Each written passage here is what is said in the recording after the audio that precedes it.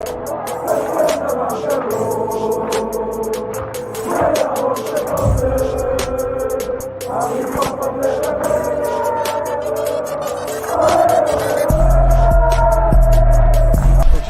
out to Kopish. Shout out to Kopish, guys. Keep all the good work the up. two legends, Emil Heskey, Howard Gill.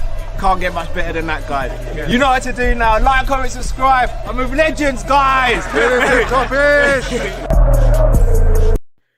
We feel good.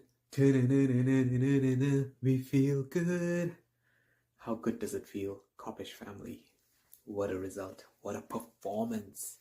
Good evening, Kopish community. Liverpool have just beaten Villa 3-0, and I'm not sure if it's because of the fact that Villa played midweek or because they're still getting used to Unai Emery's tactics, or a combination of both. But it doesn't really matter, because in the end of the day, regardless of how good or bad a team is, regardless of their injuries and whatnot, you have to beat what's in front of you, and Liverpool did just that today. Yeah, no, babe, I put the washing out a bit. Yeah, I just need to quickly do a video for Kopish, Matt, Drifty, Cal. I'm with legends. Yeah, Kopish. 31k. 31k, I know. Madness. I'm going to start that now. Yeah, I'll put the wash out straight after that, babe. No, I will. Promised. Alright, so let's get this video started. I should come out that there. Imagine if they saw that. Alright, let's all set, yep. It's ready to go.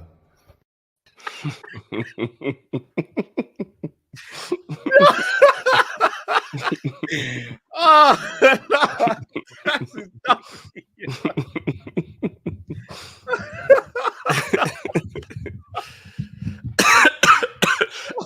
that's completely done me. Man, that called me on the live phone.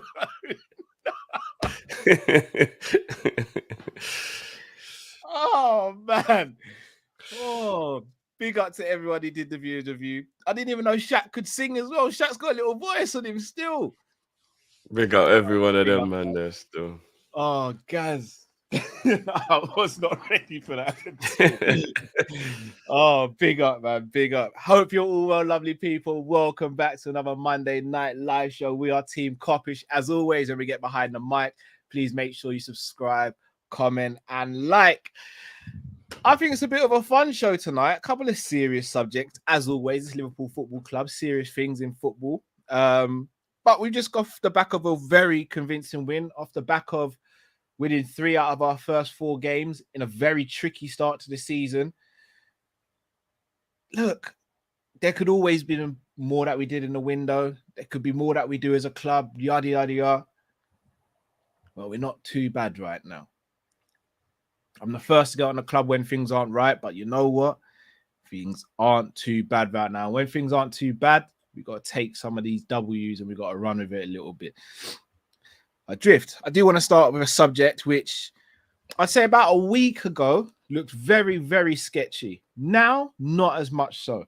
And that is the situation with Mo Salah. Apparently, Liverpool will refuse any bid or any advance or approach from our Etihad for our Egyptian superstar.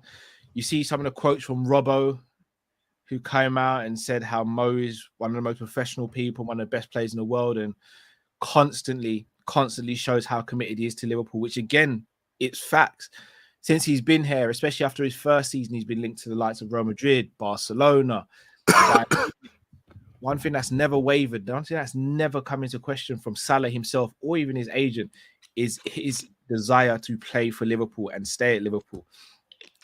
Then you also look at the quote from the Hungarian superstar himself, Dominik Szoboszlai, who says Mo is here and he's not going anywhere.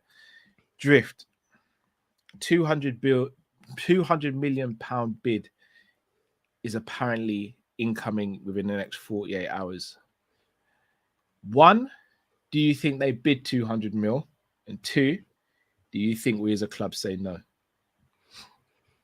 Because I know for a fact this is going to get quite in depth, I don't want to forget So I just want to say, Oh, come on. big up your damn. So Come obviously, I on, remember John. on Friday, he let us know. We said, make sure you remind us on Monday. John is an absolute legend. Legend. 100%. Like, people don't understand just how much John has been supported from day one. So, bruv, happy 47th birthday. Hope you get all the blessings you deserve and more, bro. Big up your damn self. Before you play the beat, though, Drift, and I just want to say, John's not only just supportive to us, he's supportive to so many content creators, especially in the Liverpool space. 100%. Guys, we need to give John his flowers. He's such a dedicated and such a humble person and very helpful. So, John, big up yourself. Happy birthday. Drifty, drop the beat.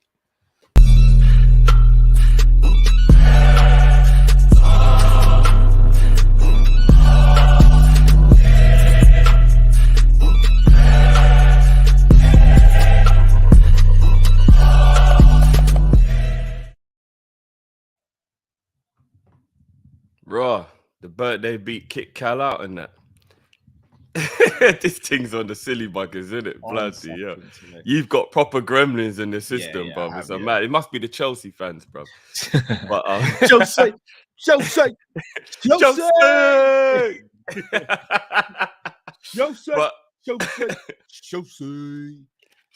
Langa.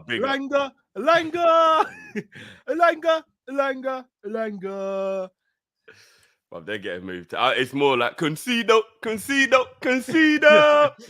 gotta get the last in while we can, bro. We gotta get them in while we can. But yeah, now we got the pleasantries out the way. Big up your damn self again, John. Happy birthday, bro. Right. Do I think their bid is incoming? 100%. I definitely know they're gonna. One thing you see, like powerhouses, which Saudi Arabia is, they don't really like being told no, you know. Like, it's very, very difficult to be told no when you're used to, like, you know, pretty much being able to get what you want, etc., etc. And other than Mbappe, they pretty much have got everybody they've wanted, right? Neymar, Ronaldo, Benzema. Apparently, there's been quite a lot of rejections. Well, Ramos today apparently came out that Ramos rejected them and he's decided to go Sevilla. He went up like 1% in my estimate. I hate that guy, but at least like he would rather go to his boyhood club for no money than to go and get the bag. That's admirable. I respect that. Even though he just was collecting how much money from the Qatari fund in PSG. So he's probably like, well, I've been getting the bag all this time anyway. But generally speaking, they pretty much got everybody that they've wanted though, innit? Pretty much. I don't really think there's many people that they've missed out on. They don't like the idea of not being able to get who they want. As I said, they're powerful people, so they're used to getting what they want. And Mo is the one who needs to shoot this down now, Cal, in my opinion. Not in a way that like means that he never gets to do the move again. Do it respectfully. But he has to be like publicly, like, you lot, leave me now. Leave me. This is causing disruption. It's like, it's not good. I wouldn't, would you call it a negative? Would you call it negative press? I wouldn't go as far as to be like it's bringing down Liverpool as the name or anything, but we are looking a little bit like we're kind of like being poked a bit. Like, are you lot trying to bully us a bit here? Like, why aren't you taking no for an answer kind of thing? Like, I don't know. They basically need to just leave us alone. Just leave us alone. And I think Mo's got to come out now and be like, look, maybe in the future, but right now, let me concentrate on my Liverpool career. Like, I want to be here. I don't want to leave. Yeah, like, leave it, innit? Do you know what I mean? Like, I think that Mo needs to maybe do that. Just to like let everybody just be like completely at ease, because right now, I'll be honest with you, bruv, there's a little part of me that's like, if it's enough, they might do it. I'm not 100% convinced still that they're going to walk away from any bid that comes in. What if it's more than 2, Cal? What if it's like 220 or 240 or 250 or something like that? Does he need to come out and do that though, Drift, when he kind of is doing it through his actions? We all say talk is cheap, right? Like, how many times we sit here and go, I hear that. Or anything, but his actions have shown he's been committed. He signed a new contract last summer. Like, I doubt his agent really speaks about his kind of nod of approval. And when his agent comes out and says, We ain't leaving this summer when we just signed a new contract last summer. Could you not say that that's rather than him coming out and doing a, I don't know, Piers Morgan interview or something like that? He's showing it with his actions, and sometimes that's more than saying the word. It's like I could say to you, yeah, Drifty, I respect you loads, but when I speak to you with disrespect. You'll be like, okay, that's you kind of not say. Whereas I could not say, Drifty, I respect you, but I can show you my respect by how I speak to you, how I treat you. I think his actions are really showing it right now. And look, I'm not going to sit here and be naive and be like, yeah, he's definitely staying. I don't know, because I don't know if it's just in his hands.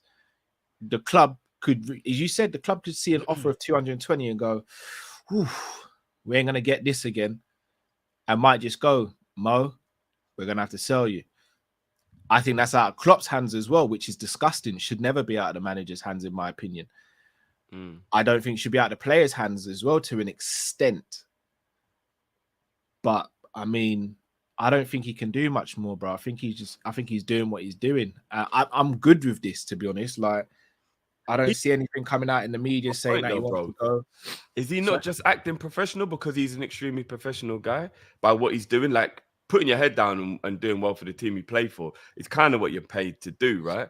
Like, I don't think, like, the reason why I think he's got to come out and just have even if it's a mini stem, I'm not saying sit down and have some big interview or whatever, even if it's just a statement that's put out quoting him so we know it's literally him.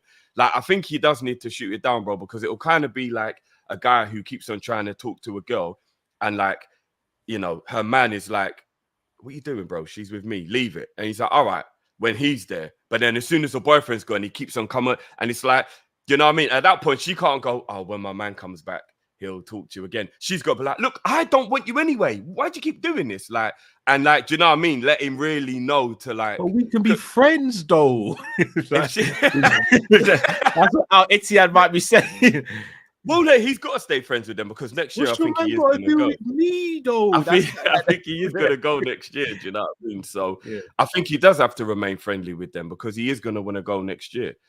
But right now, he kind of has to be the one. Because you're kind of eating into another section. So I'm going to ask the question now. Why do we sit here as fans and think automatically that he's just going to go next year? He'll be 32 next year, right?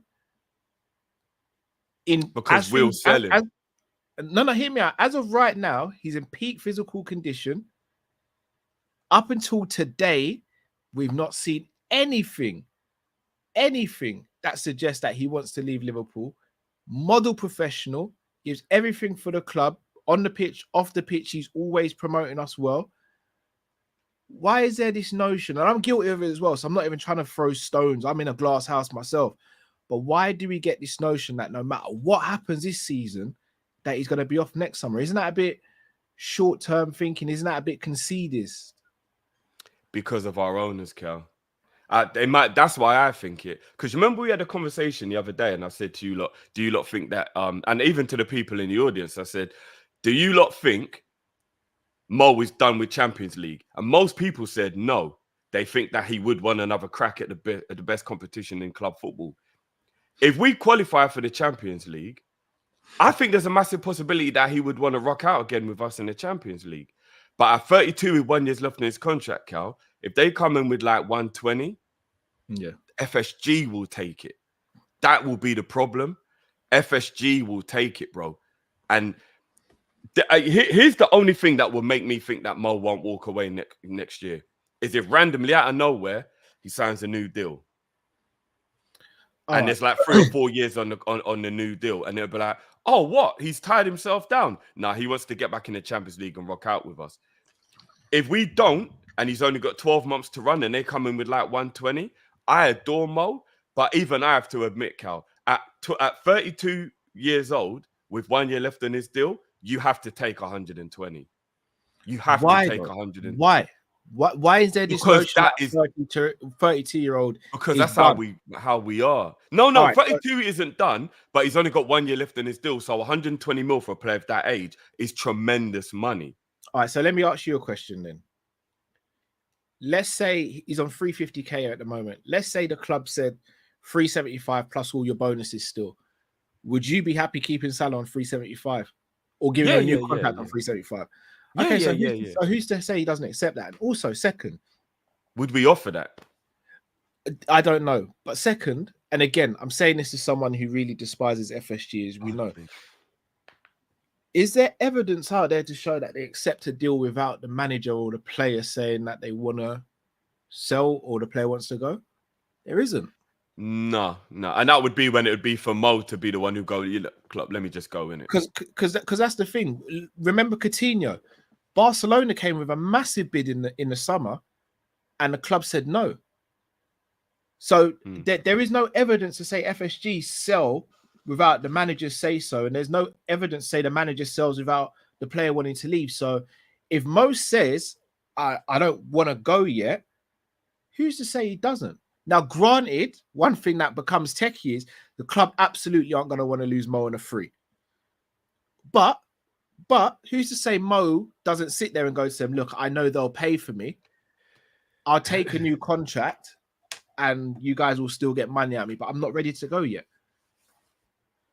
No, that's true. I totally agree with you, bro. And as I said, the Champions League is the part that's making me think maybe he'll rock with us. If we qualify for the Champions League, which I think we will, at the end of the year, Mo will want another stab at the biggest competition in club football. Mo is a man about legacy.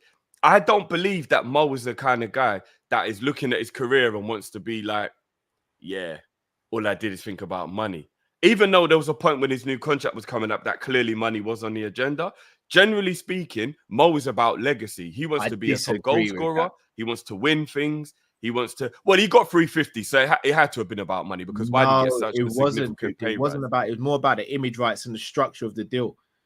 No, I just mean generally speaking, before he signed his deal, he had money on his mind. I'm not saying he was being greedy, but there's no reason he nearly doubled his wage if it wasn't about money to some degree. Well, right? no, Otherwise, he would have just been on the same amount. Value. It's to do with the value he brings to it. All right, Drift, we've worked in sales before. If you're making the company millions upon millions, surely you deserve a piece of that pie. So you're not sitting there thinking about money, but you're saying, I've got some self-worth here. Like, no, surely I should be... Course. So I don't think he was sitting there because he could have gone anywhere else and got more money. But he could have gone Arsenal, bro. How about that? He could have gone Arsenal and got more money than he's getting. But if Liverpool said we're not going to up your wages, he wouldn't be a Liverpool player anymore. That's the point I'm making. He would not have stayed at Liverpool on the same wage. But I don't think that's to do with money. I think that would to do more with principle. But if you could spin it that way, but it's still about money at the end of the day. Even if that's true, it's about money at the end of the day. If you leave a football club because you're not being paid enough, even if principle it's about money. It is. Like, do you get what I mean? Like, I think that's very narrow-minded to think. And I'm not saying you're like, I'm not saying what you're saying is like crazy, but all right, I'll put it this way. Say, for example, I said, Drift, could you lend me £20 and I'm gonna make sure I get that back to you? And you're like, yeah, calm. And then every time you ask me for the £20, I'm like, oh, don't worry about that, man. Come on, it's just £20. You'd be like, but it was just £20. Why did you flip and ask me for it? It's more that it's the principle. You know you can survive out that £20, but it's the principle of, well, don't tell me you're going to give it back to me, and then don't disrespect the fact that I gave you the £20 because you needed it at the time. But that's a promise. So that was a promise broken. Liverpool didn't promise him more wages, so they're not breaking a promise. Even if he thinks he's worth more, they haven't broken a promise. Do you get what I'm saying? Not broken a promise, but I think there's almost an unwritten rule there where it's like if someone's outperforming and doing the most, and the value they're bringing to the team is not being reciprocated in what they're getting, I think it becomes a situation where you go, well, what am I doing here if I'm not really being appreciated? Like, he could have gone £200 a week ain't no small fee, though. It weren't like no, it's not a small fee to us, but in the grand scheme of things, in comparison to what he does, in comparison to what other people in the marketplace are getting, it is quite a small fee. But 350k for salary is cheap. If we're actually going to break it down, it's 350k for him is cheap.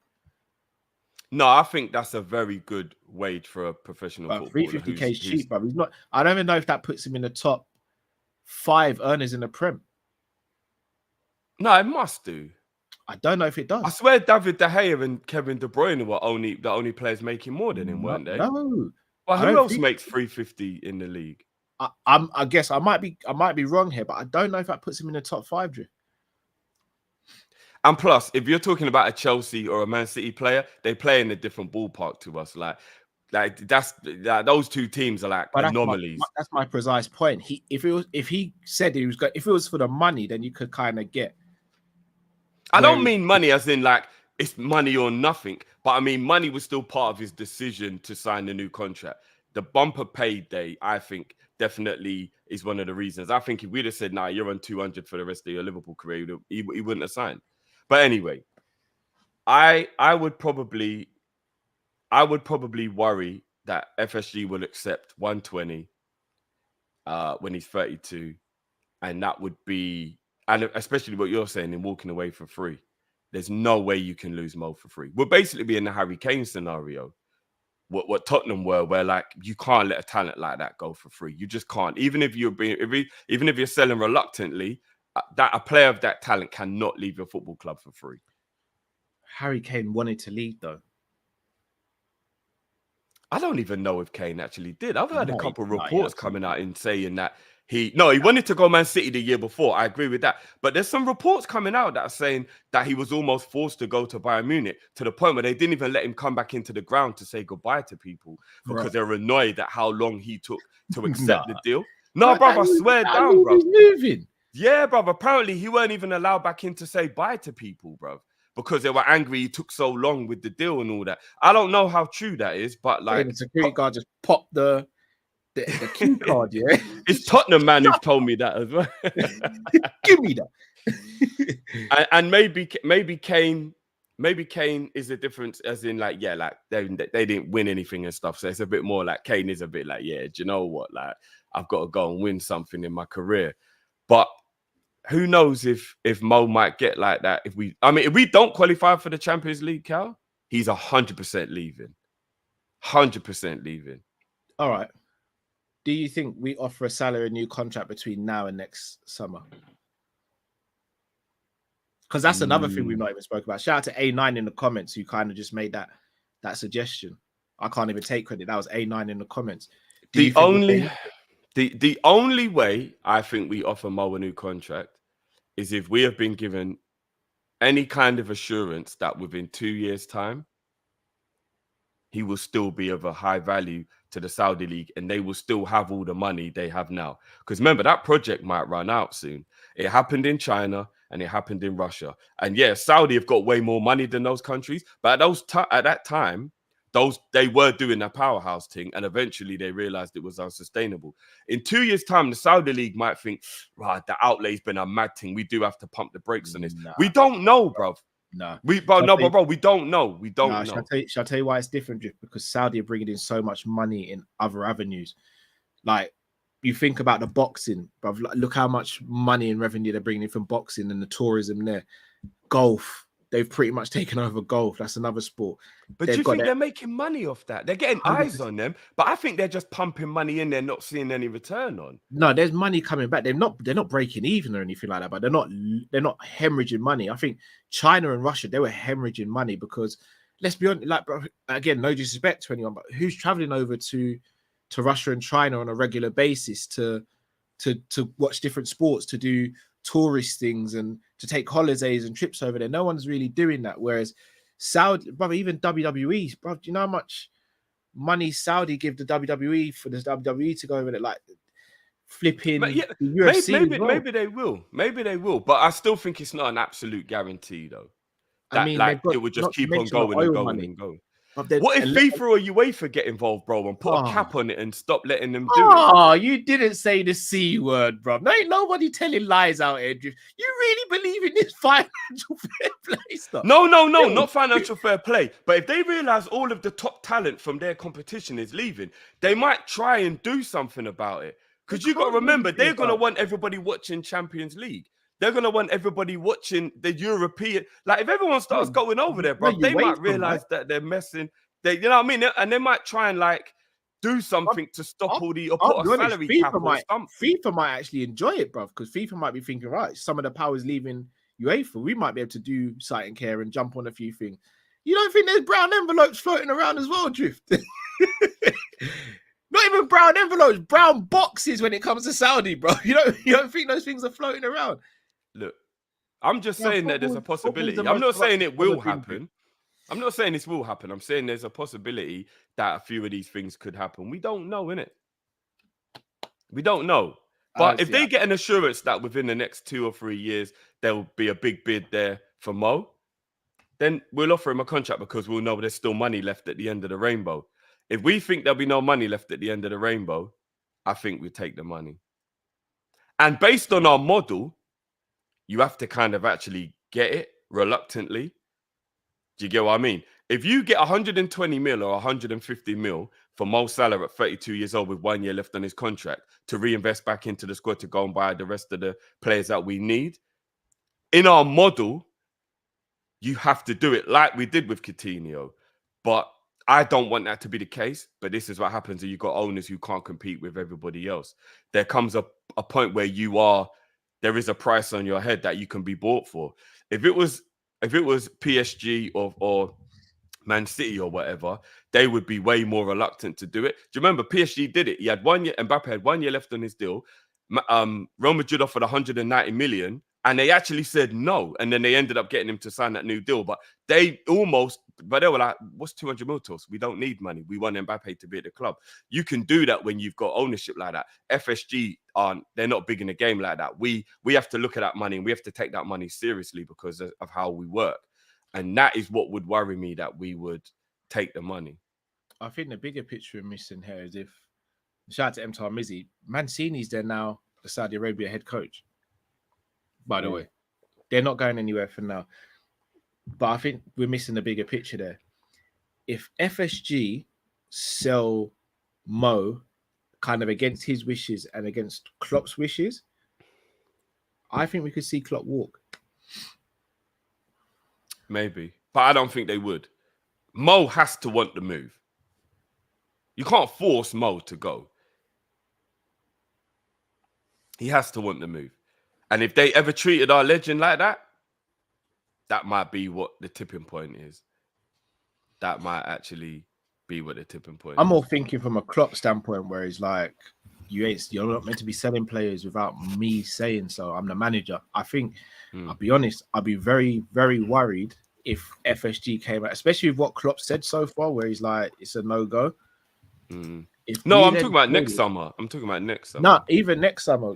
Again, there's no guarantee Salah's going to say, he's still young. In his mind, he probably still thinks, I might be 32, but I'm still better than these 24, 25-year-olds. Like, why? Because he is. No, so that's what I'm saying. In his mind, he might. So, and we all know Klopp's not a man who sits there and watches for the accounts like that. Because if that was the case, he'd have sold enough, man, rather than let him go on a free. I reckon Klopp would rather let Salah leave on a free than sell him when he doesn't want to sell him.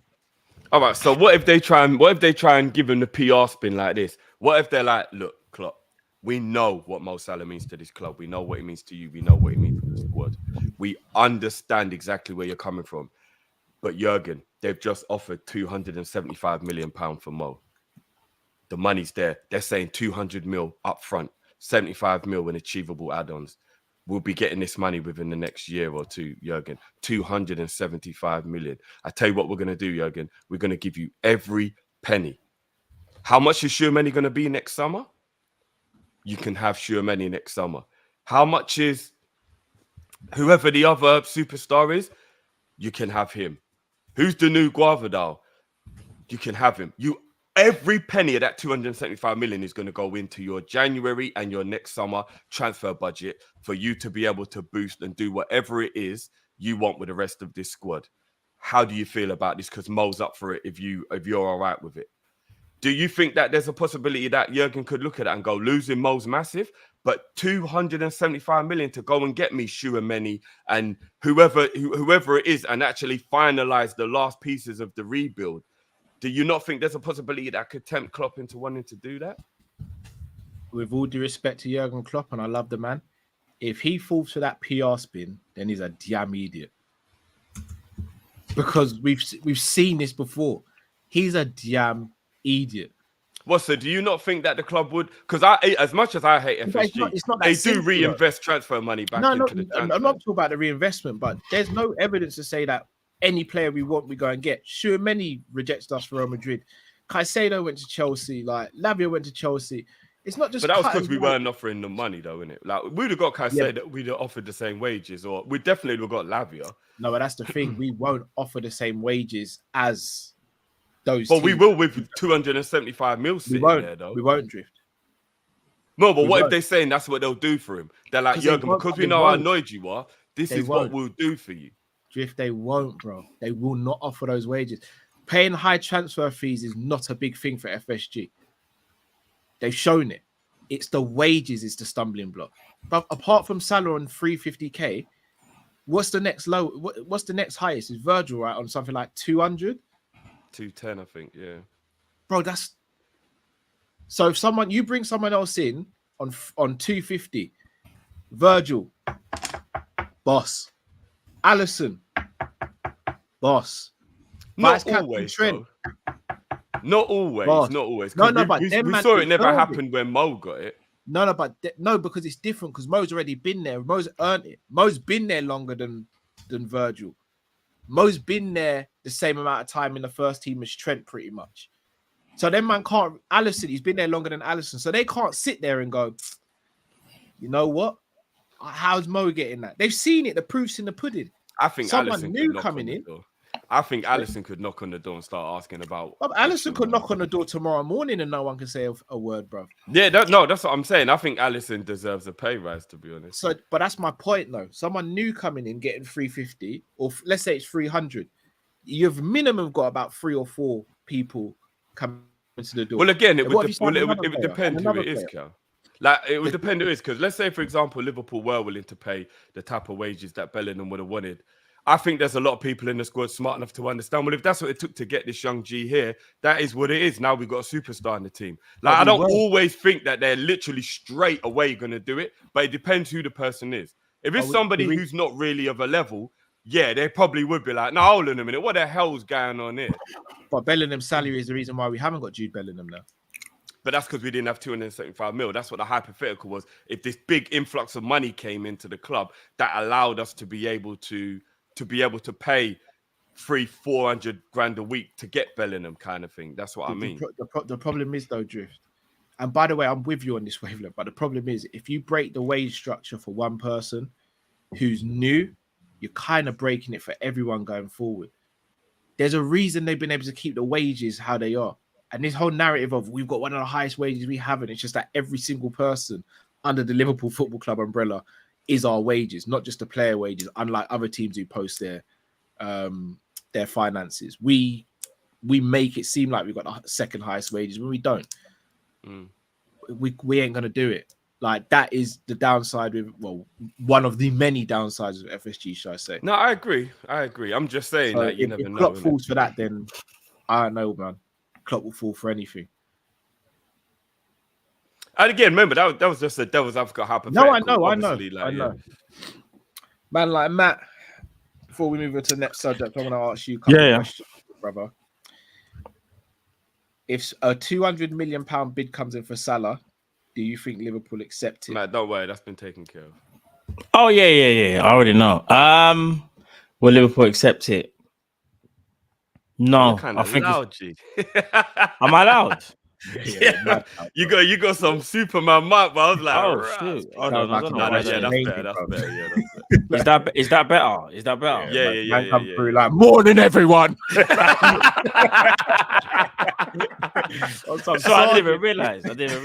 All right, cool. So I'll say this here. In terms of the 200 mil, no, I don't think we accept it. I think if this 200 mil was near the beginning of the window, we might be in a bit of trouble, and I think FSG might have considered it. But I think knowing how we're going to react, and not only that, all the players have kind of said that Mo's staying, to go against Klopp now this late in the window, that would make Klopp probably just want to just quit. I don't think we accept it. I think on another, like if this was January, we might. Do you get what I'm saying? Hey, listen. Up to the dance, you know. Hey, listen. I was in the dance the other day still, I can't lie. But yeah, no, all jokes aside, I think Liverpool won't accept it. They won't. I think beginning of the window we might have, but they're not going to accept that now. No way. Like everyone's come out and said he's staying. All the players, like I've said, like There hasn't been any reports saying Salah's agitating for that move. He's just always been kind of open to it in terms of he's not turned it down. But I think he's also very respectful of understanding where we are as a team. And I think he understands that, you know what, I'm going to give Liverpool one more year at least and then see what happens and see what offers I get next year. Because obviously towards the end of the season, he'll have 1 year left, innit? Right now he's got 2. So, yeah, man. Fair enough, I hear it. The thing is, I'm completely the opposite. I kid you not. I'm the opposite. I'm quiet. When I get into work, bro, man's tired. You think I got time to talk and... Yeah. All right. Before we move on to the next section, let me help the comment section. So let me start with this one. It's my cousin-in-law, Chelsea fan. He's been getting on to me recently. I just reached out to him today earlier just to say hope he's well and enjoying the weather. Says have a good evening, Cal. Big up yourself, El. I'm great. Hope you are too. Big up Alanga as always as well. Did you say Chelsea? Chelsea? Chelsea! Remember, it's only early days, but I hear you on that one though. No, bruv, they've lost twice already in 4 games. Like we can banter them at the moment. No, that is true. That is true. Bun Chelsea, bro. I'll say. No, bun them every day, man. All day, every day. Yo, what's good says I am crazy for thinking Salah is already open to move if they don't make a second bid.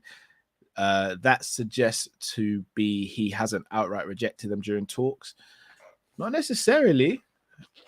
I mean, Liverpool. If they make a bid. Liverpool kind of got rejected by Caicedo in favor of Chelsea, and we still kept the bid on the table. So, but we would. I think that's a bit different, though. No, but I'm saying that I don't think it automatically means that Salah hasn't said no. The principle does remain the same. The principle. He hasn't shut them down. He hasn't. Basically, people go check out Insta, go check out TikTok, go check out Twitter. There's a little clip of me and Drift talking about Salah's situation. And just to kind of recap what I was saying, and I think we both in agreement. Actually, we just said it in a different point of view. I was just basically saying like how he hasn't said no, which means he's open to the move. He hasn't turned them away. And Drift was like, it'd be kind of silly to turn it away. Look at a stupid amount of money. Go watch the clip and understand what I'm talking about. But that was the gist of it, basically. Big up Sultan says Cal Drifty is. Our Etifak, Genie and Hendo reunion. Excited to see great Gravy play for us. He seems like he can't wait to play Top Boy back in 3 days. Right, isn't it? That's come around. It is quick. On Thursday. Yeah. Right, that's come back around quick. You must be happy, bruv, seeing Hendo and Genie linking up again. Got a smile on his face. Look at the smile on his face. It might be in another country, but still the smile on his face. Do you know how happy it made me when they showed that in the tunnel bit where Mane and Hendo linked up when the teams are playing each other? Have you seen the other bit though, where I think Mane tries to like greet him in I think it might have been when they're doing the lineup thing and they're walking past each other. And Mane tried to like the friend thing, but Henderson was just proper business. Henderson was just not my bridge. That's the right attitude because obviously Hendo's going to war. No, I think that's totally fine. No. But what it is that it's Mane, innit? If you're gonna do that to someone, don't do that to Sadio because you're not so crazy. I think Henderson actually might have still won that game. However, what I'm saying is Monday, Mane's he's that secret killer, like. Did you see that that tried to aggy him up and he was not having a bar of it, bro? Bro, that's what I'm saying. You know what Mane's like. Remember, everyone forgets if it wasn't for Firmino, Milner, and Joe Gomez, Mane would have thumped up Salah on the pitch. I think it's Burnley away 1920. Remember, Milner had to put his arm around him. Then Firmino had to talk to him. Sadio says, "Why are you running?" remember if he was laughing because he put his arm around him. You know them ones where it's like, fam. I remember. That's why we had the running joke. Is that you don't know me. You don't know me. You don't know me. You don't know me. Listen, don't mess with Mane. Mane will. Mane's not to be played with. Yeah. Don't mess with. Hey, do you want to know something? Yeah, they're trying their hardest to get me to watch the Saudi league though. Genie, Henderson, Mane, Bobby. Yeah. They're trying their hardest to get me to watch that league. Now they got Neymar. They're trying their hardest to get me to watch that league. If it was easy for me to watch it, I already would be. I'm being honest with you. If it was easy to watch, I already would be. There's some play. I saw a little bit of Benzema's team versus Neymar's team, but Neymar didn't play. Bro, what's my man from Fulham that went over there, the striker? What's his name? The striker. He scored an absolute banger. Oh, listen, that league, I'm not gonna lie. Don't get me wrong. Obviously, it's not the same quality, but there are moments in games where you're like, flipping out. Obviously, the quality is nowhere near the standard of what it should be. Oh, H, big up yourself. I forgot Flacco as well. And speaking of Flacco, seems to have his legs back. People told me in Saudi Arabia. People told me his legs were gone, but his legs were fine to me. Are you being serious right now? Oh, wait. No, legs are legs, guys. No, it's not. It's different. Would you rather Flacco? Don't, Matt. Don't ask the question. Don't ask the question. No, go on, ask me. No. I know what. Don't ask it, Matt. It's long. Don't do it. We're trying to build up our following and our community. We know what the answer is in between us. No. Yes. We're yes as well, but we're not gonna ask the question. All right, that's funny. And it isn't even disrespectful. I didn't even say the name. It's not even disrespectful. He's just a better player. Yeah, really. But I didn't give up on him. Remember, I didn't give up on him. You know, does he fit the system? I never. Hold on. We're talking about somebody else. Who we? Well, now I think the wires are getting crossed. They're not. They're not. No, but Cal just said Matt just said he don't fit the system, but he's been part of the system for 5 years. If it's who I think we're talking about, so I think the wires are getting crossed. No. I'm saying Flacco. Do you see Flacco right now? Yeah. Or somebody else that actually, you know. Yeah. Flacco. Yeah, Flacco. Yeah. And it's not a disrespectful thing, Flacco. Just saying it. Just trying. You know. I never doubted you. man, I'm just saying. I still love you. Shakalaka says yes or no to the new Sabozlai song. I've not even heard the new Sabozlai. I haven't heard it, to be honest. Yeah, I got a Sabozlai song still. I know if you man are ready for it. Yeah, I got one still. It shouldn't be a song. It should just be a statement. Headshot, bang. It's slightly different to any of the songs that you might want to hear it. Yeah. Yeah, go on. Because I'm intrigued now. Do you need a beat? No. Pause. Big pause. Needed the biggest pause, bro. Man said, repeat that. You can't even repeat that, No, I'm good, bro. Bro. You have me wired for that still. Don't worry about that. That's what we are talking about. That's what we are talking about. Right. Yo, you'll hear the song come in. You'll think of the song. Who can score it like him? Sabozlai. Who can pass like him? Sabozlai. Who can do everything? Sabozlai. Sabozlai. I bet I know the artist. Is it Keith? Keith Sweat, baby. Yeah. Tell me that don't bang off though. That's all right. No, Carl, sing it again. Sabozlai. I think he could run still. I don't know if the Scousers know that sort of beat still, but I'm not sure. But we might have to make it work. That might be a Kopish one still, like the Kabak song. Might be a Kopish one. We're never going to be able to do a better one. The Kabak one was legendary. Kabak one was legendary. It's such a shame that the player didn't match the song. Trust. He had the desire though. Desire? Did he? Now doing cut close, you know. Big up.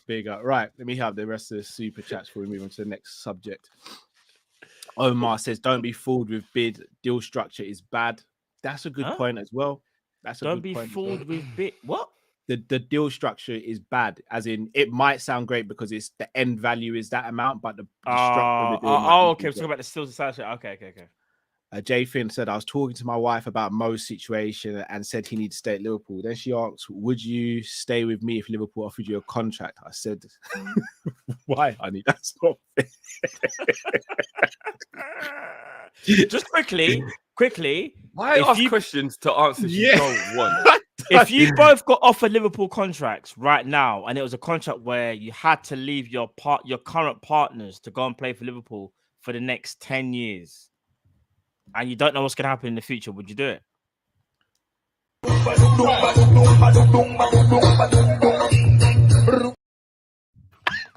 That weren't me. That was not. Don't try it, Cal. Don't try it. No, Oi, listen, I know exactly who that was, but I ain't saying nothing. I know that was, but I ain't saying. Can you just say the scenario again, please? Sorry. Okay, so you get offered a contract by Liverpool, and for the next, let's say 15 years, obviously you have to leave your partner. You might get back together, you don't know, but you're going to play for Liverpool, and they solely want you to focus just on football. Obviously, we know it's unrealistic, but I'm just saying, would you do that? Would you leave your current status right now and go and play for Liverpool and live out those 15 years, knowing that when you get back, obviously things are going to change? Would you take the opportunity? Klopp called you right now, said we need you for the next 15 years. No, I wouldn't still. No, I couldn't, man. Kids, I've said vows, innit?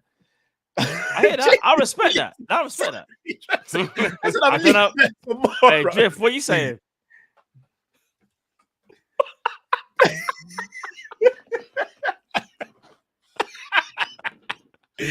No, I couldn't. I'm married, man. I can't.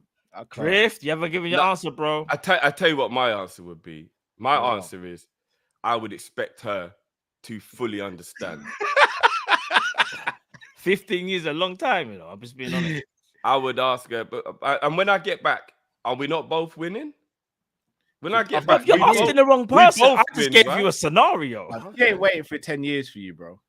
No, it's 15. Never 15. 10 years. I said 15. Oh, rotted. I didn't know you put a time limit for it. But I said, remember, you're gonna be first. You'll be first 11. You'll be playing with all the man. Obviously, you'll be playing with people that's gonna be the new stars as well. But I'm just saying, like, imagine you was able to get 15 years. Like, don't I have to be a 20-year-old for this scenario to No, but I'm just saying, Matt is giving you the magic potion, bruv. You got legs and lungs. You can run it back.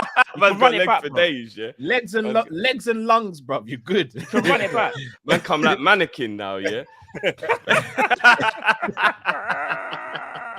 I'm not doing it, man. It's my wife, isn't it? No, 15 years. 15 years is too long. Try know every time we have an argument. I was just talking about a quick scenario. Every time we have an argument, I'm throwing it out in the argument. It could be over the most silly thing. Like maybe I didn't put the bin out, and I'd be like, "Well, you know what? I couldn't have been in Saudi Arabia or Liverpool right now. Leave me alone." like huge, like it'd be long anything, you know. Man said anything, any arms, anything. What about you, Matt? Boy, you know what? What's this?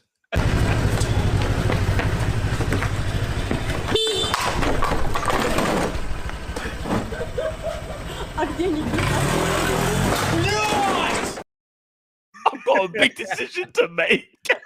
Is that her holding on to you at the airport? Like, what? Don't go. Don't leave. Don't leave me, man. No, do you know what? 15 years, I'm not gonna lie, it's too mad. 15 years is too mad. If it was shorter, though, if it was like a 5-year deal, I'm just saying. I'm not saying definitively, but yeah, just saying. In all seriousness, yeah, if we're gonna do the thing, this is the best time to do it. Because I was thinking about this the other day, based on 3 o'clock kickoffs. This is how my brain works. Would you guys right now trade for the rest of your life, never ever being able to watch Liverpool live ever again? It would always have to be the result and just highlights. You would never ever get to watch the game live, but Liverpool would guarantee win a major trophy every single season. It might be different, but every single season Liverpool would win a major trophy. Or the alternative is you will only get to celebrate one trophy every 15 years, and it might be a Carabao Cup, and you get to watch every single game, even 3 o'clock kickoffs, every single game you can watch for the rest of your life. Which one what would you kind of take? option is that?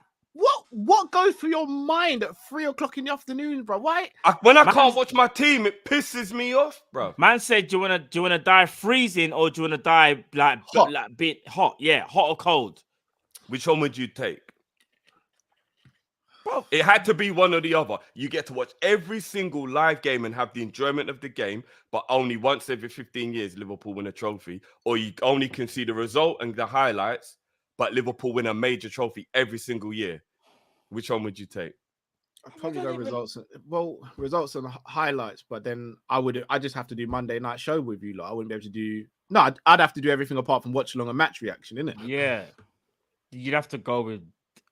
You'd have to. What kind of thing is this though? Man, you know them ones. You know they say in school like that's a S sandwich. Yeah, That is exactly what that is. You might as well have put poo in the sandwich, bro. Basically, it would be the success of your club over your own joy of watching, innit? Success of my club because I get to see you, man, happy as well. Yeah, the success, obviously, but that's still like I don't really like that question, though. I'll be honest. I didn't like your question, bro. Yeah, but bro, I at mean, least my Matt actually, question- like his question was calm. You didn't, man. Acting like his question was. Well, I could be on the couch all tonight, bro, because of this. Yeah, bruv, but I like- never put a gun to it. Drift literally just said it's one or the other, big man. Which one? That's what Drift basically said. One or At the least other. at least my option didn't get you in trouble. Bro, both. Yeah, that's true. Yeah. Oh, it's not you. No. You're only in trouble if you pick the wrong answer. But we hesitated. We're in trouble, man. I'm just saying, innit? We didn't shy it down straight. We're still in trouble. Hopefully, yeah, they did. Yeah. If I'm being honest with you, well. everything that Matt asked me had absolutely nothing to do with leaving a partner or anything like that. He just said you get to play for Liverpool FC, and my head was gone as soon as he said that, because that's literally the biggest lifelong dream I've ever had since I was like 6 years old. So man can't ask them type of questions there, bro. Well, if you say Drift, hope that lever on the sofa don't stick to your body, bro. If you bring That's a bottle great of water recovery, with you, bro. That's you'll good be all right. recovery. That's recovery pace right there, Drift. That's recovery. In the pace. summer as well, that lever go stick to you like no business, bro. Nah, As long as recovery you've pace. got a bottle of water to rehydrate yourself, you'll be all right. Or tea. I big up everyone who jumped into the comments and said, "No, just right." Even I know that. Hey, man, them try to leave me on the hill by myself, you know. Big up everyone who knew about Bro, that. I'll be honest. I've not heard the whole T cool you down. I've heard of like the whole, like, I don't know, not even actually, Drift. Just thinking of it now, no. Nah. Look, part life, big up yourself. I'm telling you. It's the bro. same. Do you know what it is? It's like saying if if you're boiling hot, and someone gives you like a drink from the refrigerator, like the fridge, yeah. You should never drink a drink from the fridge if you're boiling. Yeah. Because it's gonna make you sweat more in it. Like the hot and cold just don't mix. Bruv, Like I don't know. You get what I'm trying to say? I don't know how the logistics of it are supposed to work, but apparently it's supposed to be a scientific thing. I don't know. No, bro. because I think it's more like I big up everyone in the chat. These men try to leave me on the hill. That's how I know these. no, men but are that's just why doing- like it's in a weird way. It's like if you're boiling hot, you don't just tea. Marvin said drift tea. That's a good one. That's a good one. BC says, how much does Mo bring in via getting us Champions League image rights over his contract if FSG won't spend Champions League money, won't give 200 mil? The 200 is different though, because the 200 mil will be money coming in from transfers, and we do spend the money we bring in from transfers. Like we've never had a history of not doing that. we do indeed. Tabs DY says Cal Loki Alanga is another one of you lookalikes. I know KG was the one who got that started. Still big up KG. Oh, you know what, guys? Hold on a minute. Another one. This might be, if this is true, then it kind of does make sense. The body wants to heat you up if you drink a cold drink. So it must obviously work in the exact opposite. If you eat a hot drink, then the body will try to cool itself down. Like maybe literally it's just like obvious logical science, isn't it? No, but it's almost like once you what it is, it's like once you sweat. You really to really die on this hill, innit, Drew? Yeah. It's one of them ones, bro. When you I'm sweat, just obviously- talking. I was brought up on these superstitions or whatever they are. We all know about these things. You know, And I'm going to ask you, the other day when you're drinking that tea yesterday, I think it was, did you feel like you were cooling down? No. after you finish sweating, innit? After you finished sweating, he was done out there. Drifty Gleech was like, No, but you know what? The room was baking, though. The room was baking. It might not have had anything to do with the team, bro. Oh, man. The room was baking, blood. Bro, you was finished. I'm sweating now, Rubai. The room's hot. You know, it's supposed to be a heat wave this week as well. Heat wave blood. thing. We need it though. This summer's been abysmal. This week's going to be a madness, by the way. Guys. Yeah. Look, I'm Sadiq literally says, sweating as we speak. I feel they wouldn't be bidding unless they had some sort of knowledge that they can get him. There's no trouble in at sea till the shark smells blood. Salah's not ground, bro. Big up Sadiq with the. He always comes with a quote at the end. He does. Big up Sadiq though. Knowledge still, I rate him. I think it's more like I don't want to believe it, if anything. Maybe, I'd like to yeah. not Copium. believe it. It's I think that's what it. definitely Yeah, 100. Mantis says Flacco and Kante in the same midfield. Jesus. Would you take that now, Drift, in the Prem, as they currently are? Yeah. He would, yeah. Over McAllister and Soboslai, if you have to change the two. better No, I'm not asking say Drift. But No, I'm they asking don't play in Drift. the same What would you do, position Drift? on the field, No, but I'm do saying they? two midfielders, 2 for 2. I'm asking. No. That's not a fair answer. Fair question. Okay, Endo and Gravenberch for. That's like me saying. That's like me saying you've got a whole bottle of water and you're fully. Endo and hydrated. Gravenberch. Don't change subject. Are you going to take dinner or another Endo and bottle of water? Gravenberch. It doesn't make sense, bro. Endo and Gravenberch What for are you saying, Drew? Flacco and Kante. Endo and Gravenberch. Can't believe you even thought about it. I can't believe. No. Because for a minute I was thinking about how does Kante still have it, and he kind of does, but no, he is 31 now. 32. He does, but his body is. But them man, they will get injured. Remember, they're playing in. No, but I've Saudi, seen him it's a bit playing more well. I'm relaxed. seeing him playing well in the Saudi. when he No, plays, he always plays Of course, he's played very well, but it's more. He just gets injured a lot in it, and I think the rigors of the game in Saudi are nowhere near, brothers, as over here. That's what it is. Them man haven't dropped their quality. It's more about they can't really cope with the demands anymore. Yeah. Johnny Ten Gun says, "Why do Saudi want Liverpool players and not City?" We No know comment. this, man. No comment. I 4D know chess. Yep. Joey says, "Would you guys take man like Matt? Man like Matt from Brett? I think they talk about Mbuemo. Who? Mbuemo. But the striker, Yeah. he's all right, you know. Why are you laughing? No, because they're basically Joey's saying he looks like you, innit? That's what he's saying. They could use someone really. They could use someone worse. I'll be honest. I'll be honest. I'll take that. Maybe you know. he genuinely thinks that you look like him. He Bro, looks but listen. nothing like him. All they Don't put look is a like knee. me, but they could No, have said. I'm saying maybe They he could have been thinks horrible. that They could have said something like, "I look like Well, like mine. I look like everyone No. apparently, bro. No, who's the Palace guy that I said has a little bit of tech, but he's just not it at all? Awu. Oh, that's deep, man. You see what I'm trying to say? No disrespect to. See, I don't even want to start this thing because No these people. disrespect. No. But they could have said something like, "Oh, you look like," you know, like, yeah, them ones there. Disrespect, bro. Hate shed like Chunks. How the hell do I look like Chunks? I have no idea how people Bro, get it. I think people, bro. I don't want to be disrespectful, but hey, You look are you nothing alright, like bro? Hey, you Sultan alright? says, I watched back the Wolves 21-22 watch long and I'm convinced Cal still loves Coutinho. No, he hasn't. Coutinho. Admit it, Cal. What the F is the 293 UFC card? Firstly, I showed out Imran. weakness in I'll that take moment for Coutinho. I showed weakness in that moment because I thought he had done something that he wasn't able to do as a Liverpool player, and that was win us the league. he did But his then I part, think- Cal. Okay. He was off the field when the comeback happened. There was nothing he could do, but he did his part. No, bruv, as I said, my ex called me and was like, still got feelings for you. And for a split second, I was like, I wonder if I should. And then it hit me and said, nah, she did me dirty. I ain't going back down that field. Remember, I said this to you the other day. Remember, I think I said something to you about the I Coutinho don't thing, and have love for Coutinho anymore, man. bro, It's gone. he Not left only Liverpool. anymore. He's never scored. Straight in man's fantasy team. Bro, yeah. One man's there. That's a game, bro. It's a game, innit? He It's a celebrated. game He that you don't celebrated take when he seriously. scored, And I think Sultan, am I mistaken when he said, all is forgiven during that watch along? Of course he did. Am I mistaken? That's what, if memory serves me correct. Kyle remembers. He remembers. Nah, as I said, it was a momentary lapse. The 293 card, so, and I'm not gonna lie, it's painful because I know me and Luke are gonna have to stay up late for that one, and What it's is not it? a good card. What is it? Is that Adesanya Strickland?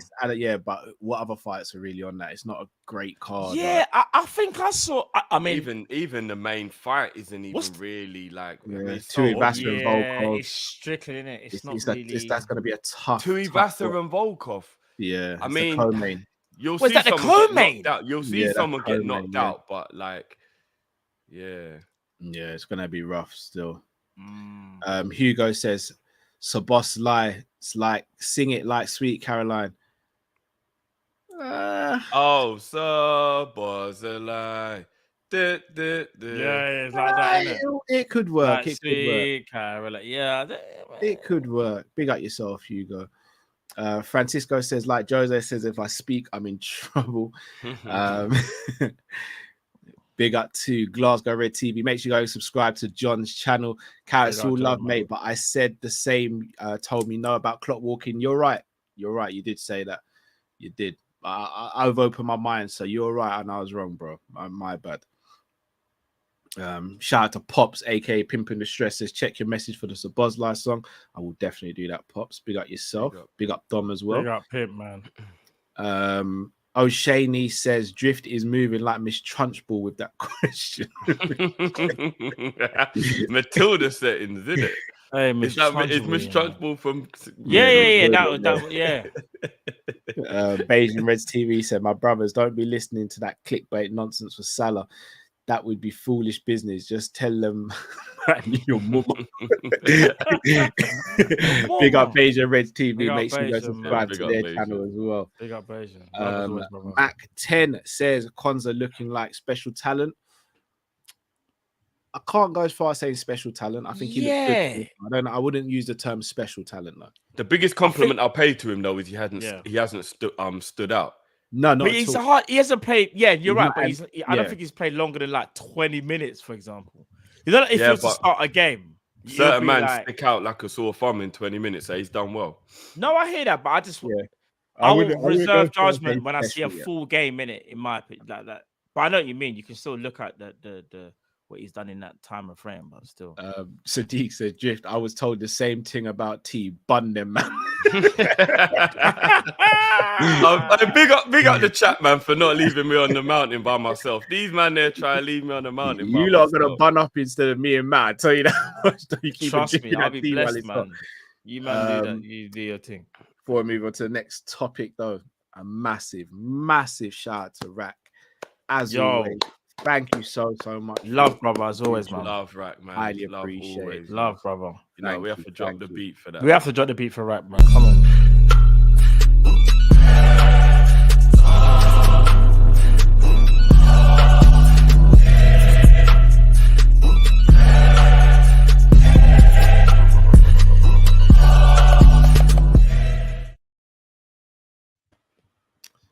Big up, man.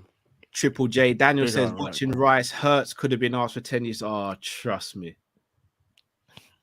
that one hurts me the most out of the summer. I know. Asian Reds TV says fellas is 40 today in Toronto. 40. Matt, NBA season starts soon. Why didn't you say Cal Matt NBA season starts? Good, cool.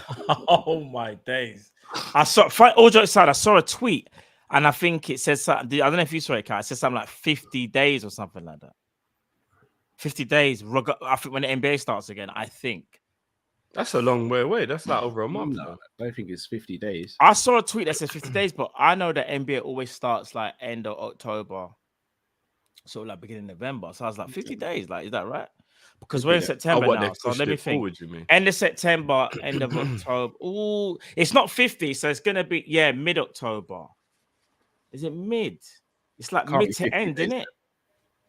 When did it end? Way out. Yeah, it's not like round. To be fair, if you saw the tweet a couple of days ago, you might be right. Yeah. I'm just trying to think that, but I know it's going to be happening in October. But yeah, Right. Next section, boys. I want to speak about Liverpool's squad depth. So we all know about what we didn't get in the summer and what we wish we had gotten. But look, can't really cry over spilt milk right now, even though we probably will end up crying over spilt milk in some way at some point in the season. However, looking at our depth, guys, I want to ask you guys a question about our second 11. No. Yeah, Hazel, you see the dirty, man. I'm not going to lie. But you know, so crazy. I think when that happened, I think me and Drift were speaking, and I said to Drift, he's gonna fake it. He does that move. It was the most obvious thing that he was gonna do. It's like it's his trademark, bro. Johnny Evans is way too long in the tooth to fall for. But Johnny Evans, I don't know if you guys remember. There's a video from years ago where Sol Campbell. It's called like Never Ending Slide Challenge. You know the one, bro. He was as bad as that. He goes on for long, bro. Like mad thing. Pause. Big 2023, you know, Maguire and Evans at centre back from Man United. Bro, I'm not gonna lie. If you're a Man United fan, and there's a lot of you out there, that's crazy. You want to hear what my brother said today? What did he say? Oh, you can't repeat it. You can't repeat it. Can you give us the PG version? Or it's not the same? The PG version will be version. Fuck them, man. That's the PG version.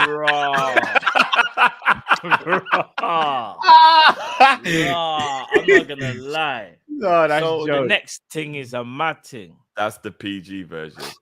He is so I know it must have been he is so unenthusiastic about football right now. It is. I actually feel bad for him. No, you don't. No, I do. I actually do. No, you don't. Why are you lying, bro? Yeah. Because I don't want to see my brother fall out of love with football. He's not going to fall out of love with football, bro. Oh, he's falling out of love with football. He's just going to fall out of love with Man United for a bit until they get someone else in. It's mad. It's actually mad. So, boys, I want to do a little... Shouldn't probably spend any longer than 10 minutes, but I think, as the saying goes, you're only as strong as your backups, they say, right? So, I want us to pick our starting 11, but our second 11 team. So let's presume we've got a team, or we're playing a team in the Europa, dead rubber game. You can make as many changes as you want. Who would be your guys' starting 11 for the backup team? So you know what? Let me just go and get a rag to wipe my foot. Give me 1 sec, Matt. So if we did this collectively, or just if it's individually, you just go Keller and goal. No, I'm not going to make a tea, Cal. Blatantly is. 100%. Keller and goal. Gonna hear the kettle boiling in a minute. Trust me. Right back would have to be Bradley. You going Bradley right back? Yeah, because I'm thinking Joe Gomez and Matip will be the backup centre backs. Oh no, but you got Kwanzaa though, innit? Yeah, but then I feel like we're having to use. Oh no, you know what? Because I'm always worried about Virgil and Ibu, and I'm thinking, all right, let's Tsimikas goes left back. That's already a starter. So put Tsimikas goes left back, yeah. But the thing is, all right, it'll be. I guess you could go Kwanzaa. All right, then go Kwanzaa and Matip. But is Thingy injured? Someone said is Bradley injured? Because I was thinking to use Bradley, but. No, let's presume Bradley's fit. We can presume Bradley's fit. Yeah, because you know what it is? You don't want to use... Because you know what's so weird? If you use Gomez, Matip, and Kwanzaa... Actually, no, that can work because you still got the two first centre-backs. But I'm just thinking in my brain, if one of them get injured, you've already used one of the centre-backs at right back. we're approaching this like everyone's fit. Oh, okay. All right, then. So, Joe Gomez right back then. Let's do Joe Gomez right back. You go Gomez over Bradley. The thing is, what I saw of Bradley looked all right, you know. Bradley did look all right. You know what? We'll go Bradley. Yeah. We'll go Bradley, and then we'll go Matip and Kwanzaa. Matip, no Gomez. Do you want to know something crazy? Hear me out. Hear me out, bro. Hear me out. I'm starting to wonder whether Joe Gomez might have turned the corner. Where we look at him and go, he might be the third choice centre back, you know. I think because of this high line thing, Cal. So I yeah, but think- you just said Matip and Konsa. Yeah, but now put Kwanzaa there. Kwanzaa definitely goes there. Kwanzaa definitely goes there. It's just a high line thing. Well, because you play a high line, and you think to yourself, okay, if you're away from home or want to squeeze the pitch, who would you rather play at centre back, Matip or Thingy? I feel like Gomez might have turned the corner, you know. Does it mean Hate says 2 games? I hear you, but you're only as good as your last game. I can't sit here definitively and say Gomez is going to be amazing for the rest of the season. I can't say that. But if we're going to go who's been better this season, who would you say, Carl? Matip or Gomez? So far, Gomez. That's what I'm trying to say. Because if you're talking second again, choice, you want a bit of experience in there as well, right? You want a bit of Again, experience in It is there. 2 games as well, though.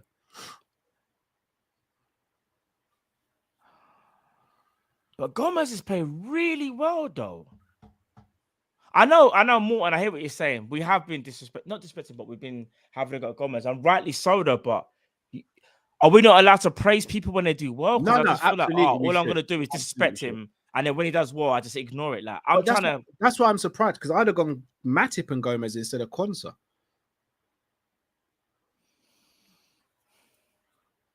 I kind of feel like, but this is Europa, isn't it? You said Europa. This is Europa. It's the 6th game of the group stage. We've already got 15 points. The next best team has got 6 points. Oh, so we've already qualified. Oh, but then, bro, Kwanzaa and Matip, it's not a thing. Konsa and Matip. Okay, cool. Yeah, bro. Kwanzaa and Matip. Drifter, you agree with me so we far? might get lit up, but it's calm. We've already qualified. I walked into a Gomez conversation. Am I going to be happy or sad? No, I was trying to say, I want to give Gomez props. So I think Gomez is higher than Matip right now. You had the gun like that. It says, what are we talking about? Yeah, for real. I said Gomez is higher than Matip right now if we're going by the performances of this season. Is that fair for me to say? Oh, yeah, Joey's back. I mean, I didn't say that, but I'm just saying he's higher than Matip. Until further notice. Joey's higher back. than Matip. Because Kwanzaa in these games and Matip is experienced. That's why I would go. And you said I heard the last part that you said, Matt, when you said if he plays well and I don't praise him, then that means that it becomes it's disrespectful, isn't it? Yeah, and that's 100% true. Yeah. Until otherwise, Gomez has been playing extremely well. If you look at his whole Liverpool career, last season is the anomaly. He's normally good for Liverpool, and last season he was terrible, but he's been good more than he's been bad. So if you want to believe that the bad is his true form, then you're ignoring all the good, and that is actually weird. Like, I don't really get why you would want to do that. Yeah. So I disagree with that sentiment, but I don't want to go. No, but you know what it is? All right, in terms of just this season, and it's only been 4 games, it's the smallest sample size. Yeah, that's fine. You only go by your last game. If we're going to form, Gomez starts over Matip.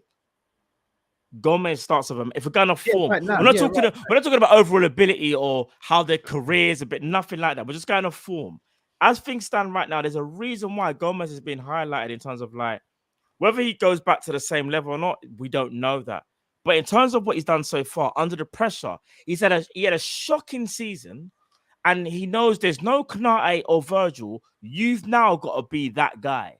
And we saw against Villa. Obviously, we know Villa had chances. Like Villa is always going to be a dangerous team, but I thought Gomez played very, very well. And even the game before that, that's the thing. You got to give man praise. I see a lot of people saying, it's only 2 games, but let's not do that, people, because we're very quick to have a go at Gomez if he has 2 bad games.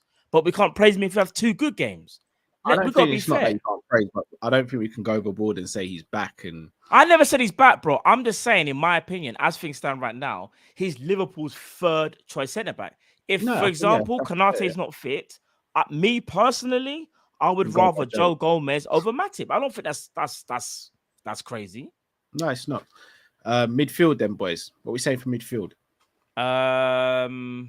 This is all right. So the second choice, Harvey Elliott. Right, I'm not gonna lie, that's a meaty defense. Yeah, but we've already Council already qualified, so that's why I'm. We've already qualified. Yeah, already qualified. I thought you were saying like Harvey Elliott would be right midfield. Hold on. Wait a minute, Drift. What were you gonna say? Because I might change the scenario based on what you say, actually, just to spice up. I thought you was gonna say like first group game, like the Europe. No, not first group game. Yeah, I thought you was going to say Europa League's literally just kicked off. No. So you're playing Harvey here, yeah, Matt? Yeah. And then, yeah. Then Vasecic. Yeah. And then who would the third one be? What you saying? Apprentice, the Scouse edition. I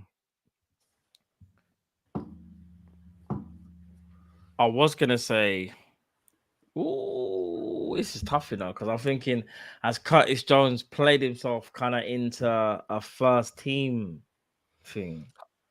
Hold on, what is I'm the gonna exact mention scenario, Cal, of why it has to be we've already qualified? Is it? Are we trying to get? He's just trying to say we can pump the brakes and just. We're looking at the depth. We're looking at depth. Yeah. How much do you get for winning the Europa League group game? You know, I'm gonna go Curtis Jones. I'm gonna go. I need players. I need players that still. Just to factor in, Matt, you've left out Gravenberch, Jones, Thiago, Szoboszlai, and McAllister.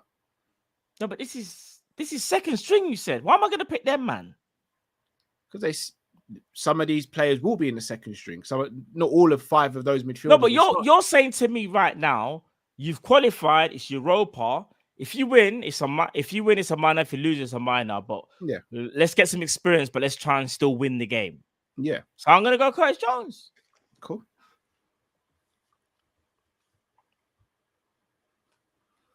Can't put Gravenberch. I mean, we ain't even seen Gravenberch kick a ball yet. Even though I think Gravenberch will elevate himself into that first team, but up top. Oh, this is where we're gonna get techie now.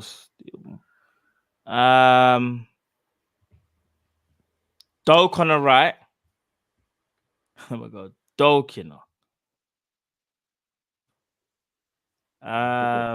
No face, no case. Who goes on the left? We can't put Diaz there.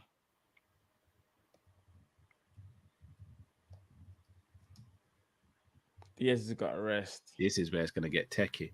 Yeah, because man gonna have to use up one of the This is where it's going to get techie. Yeah, man, I fit fun.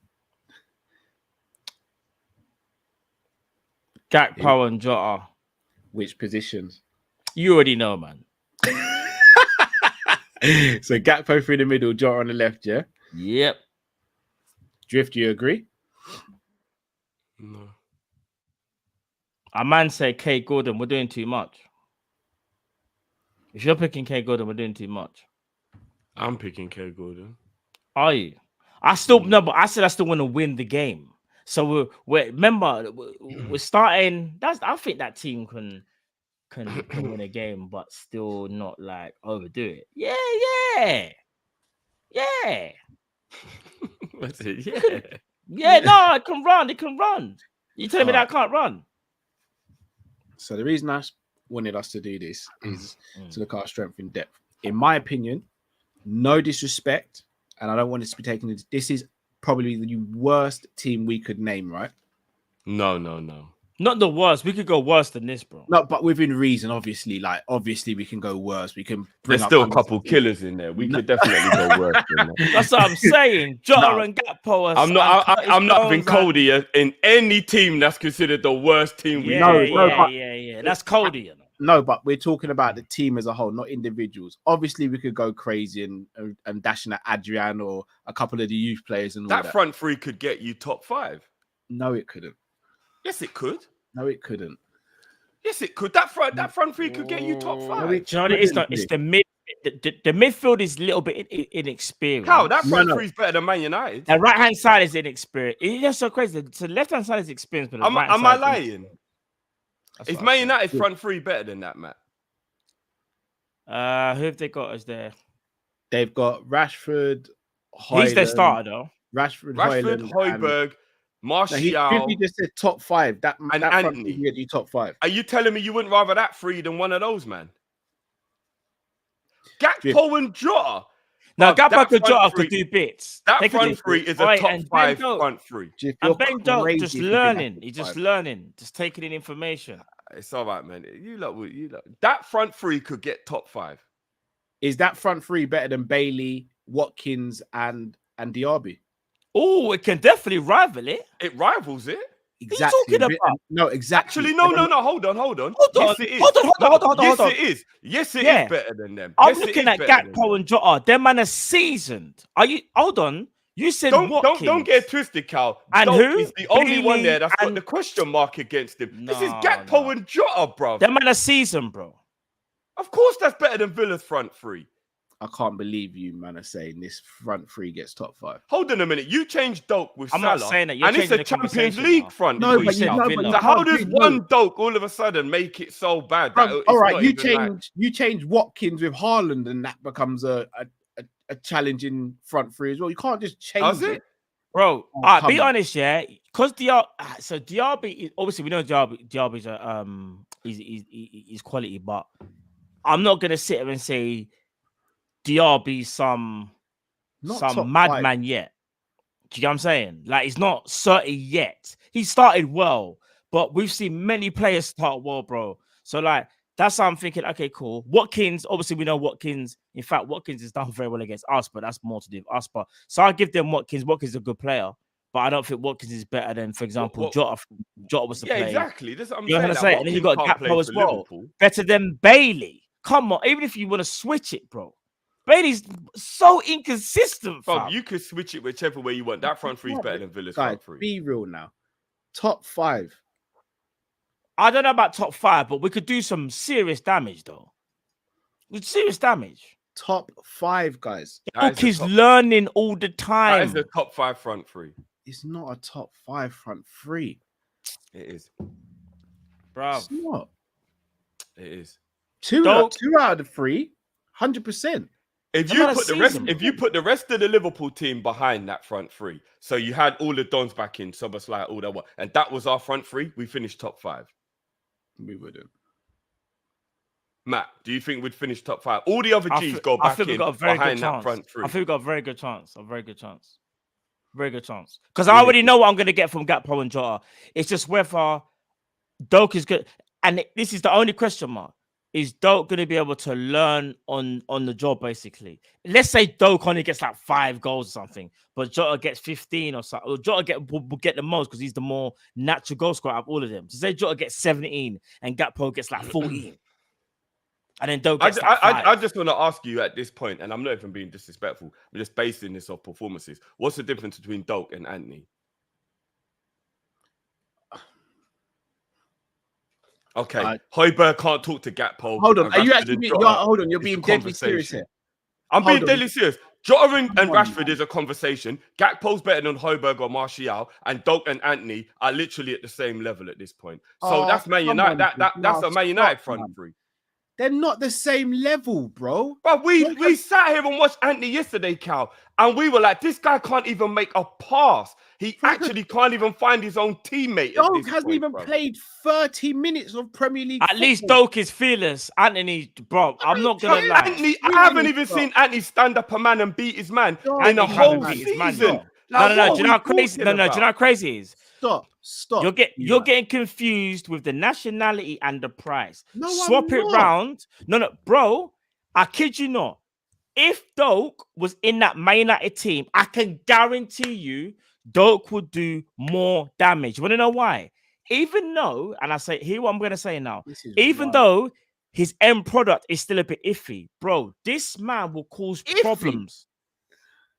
No, but we're acting like Anthony certified.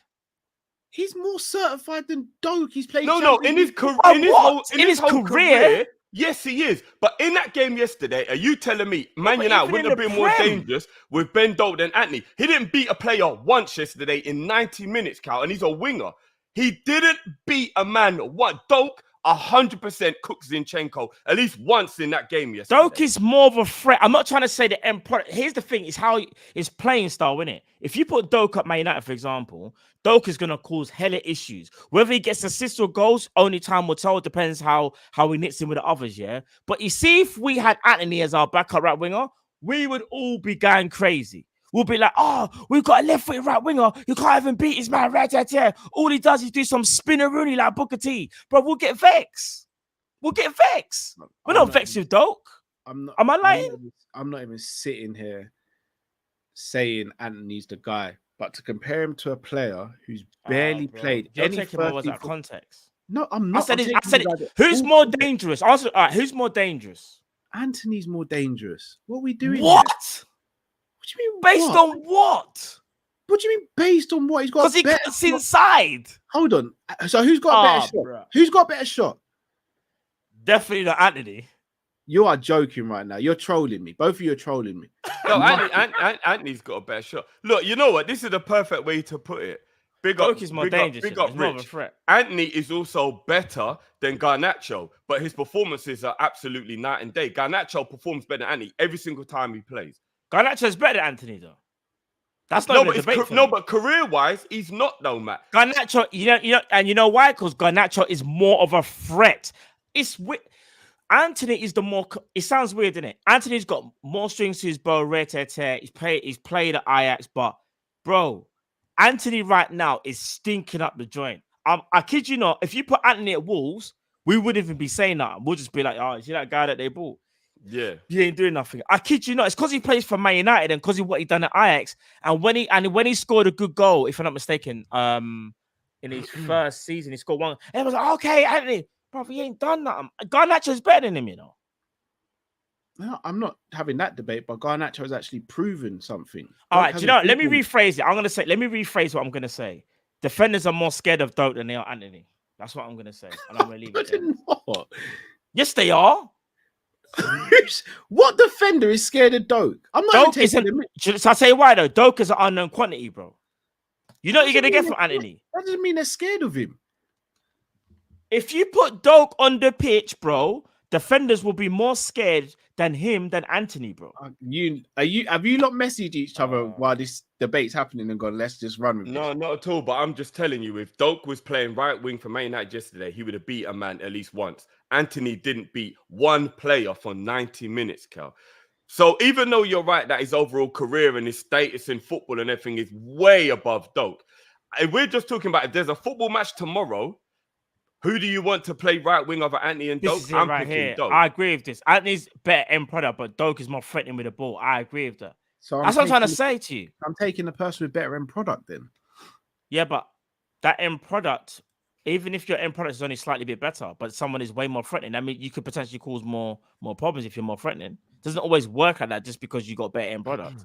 We've seen Anthony's end product, bro. We've seen it. We're acting like we ain't seen my man, bro. Anyway, I said, do you agree that Gakpo's better than Højbjerg and Martial? Yeah, of course I do. And do you agree that Jota and Rashford is a conversation that can go either way? So here's the thing on the wing. I think Rashford's better as a winger, but as an overall player, I think Jota's better. But on the wing, I've got to go Rashford. So whichever way you want to spin it, there's still a conversation there then, right? So overall, that's a better front three than Man United. In my humble opinion, Rashford is better than Jota as a winger. So for me, there's not a conversation there. As a striker or as a player overall, then Jota's clear in my opinion. But these are their starting positions. We're just talking about who's going to be more dangerous. That was the whole thing. Just as a front three, I think that front three is more dangerous than Man United's. Yeah.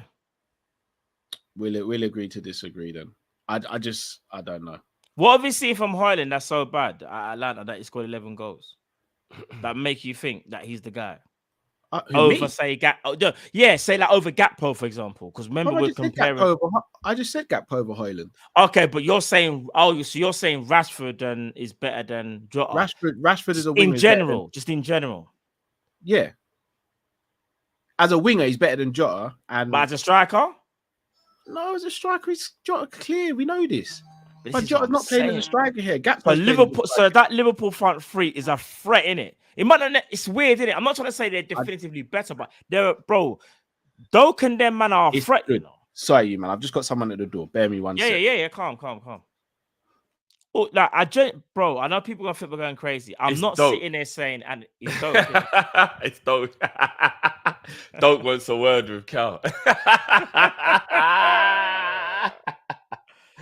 No, it's mad. Still, it's mad because it's crazy. Because like, listen, the people, I agree with you. Anthony obviously got better end product. Like he's more certified. But in terms of a threat, I reckon defenders are gonna fear more at Doak because Doak is fearless. Anthony's not fearless. You know, when you're fearless at football, you are a problem.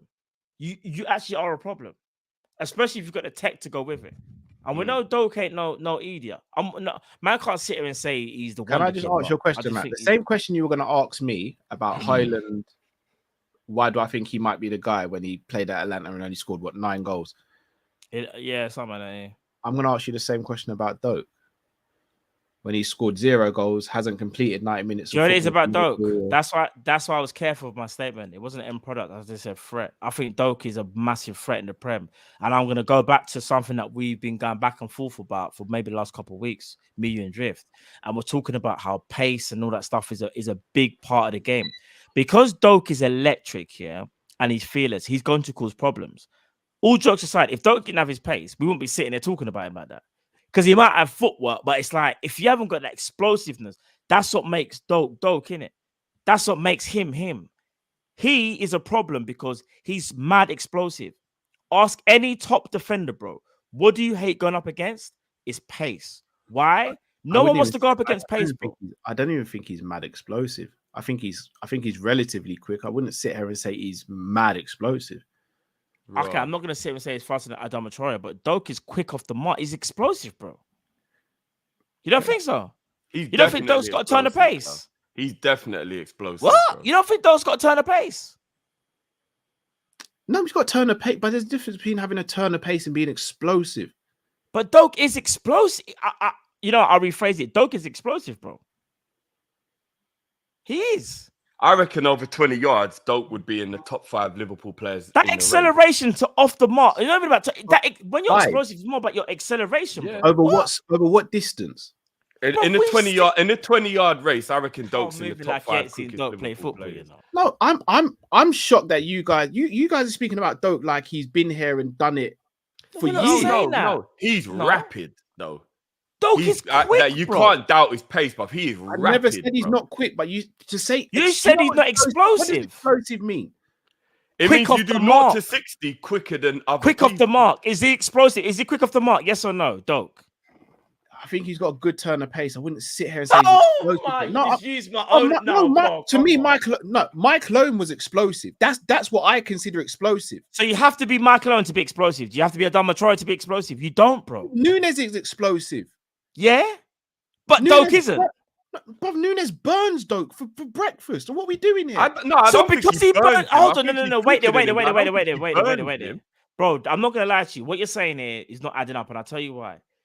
When you're explosive off the mark, it's not about how fast you are then over the next 70, 80 meters. Explosive means, bro, literally from a standstill.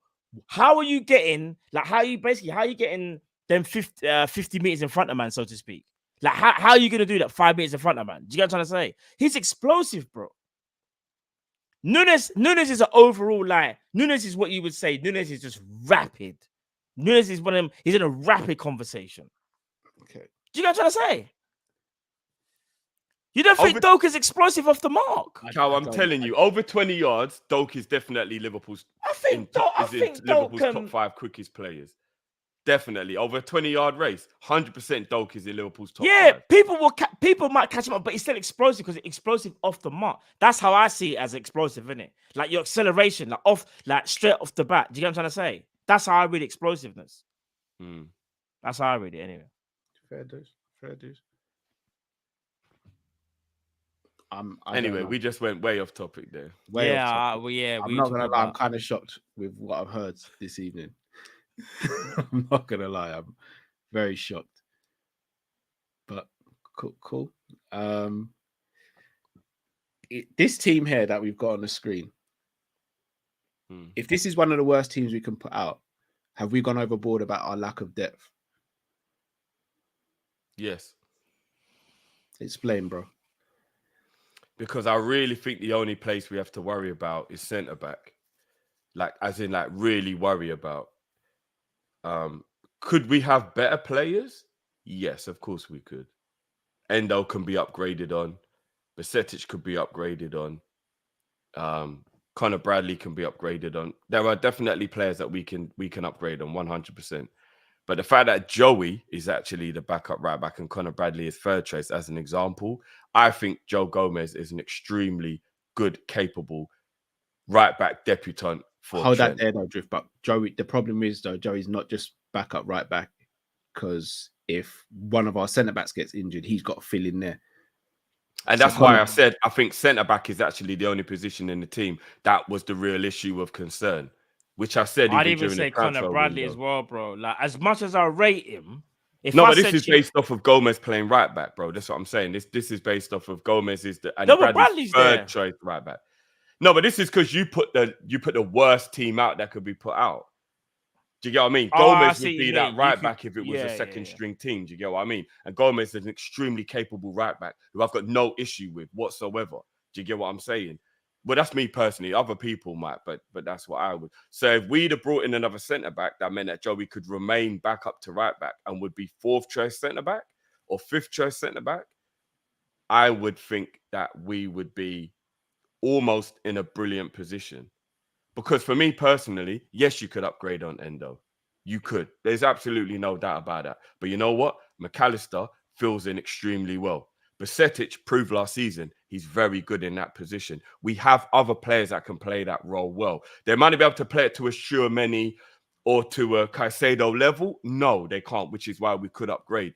But I don't think it's such a drop-off that it's like, oh, we're fucked. I can't believe this. I think that's just like panic and PTSD.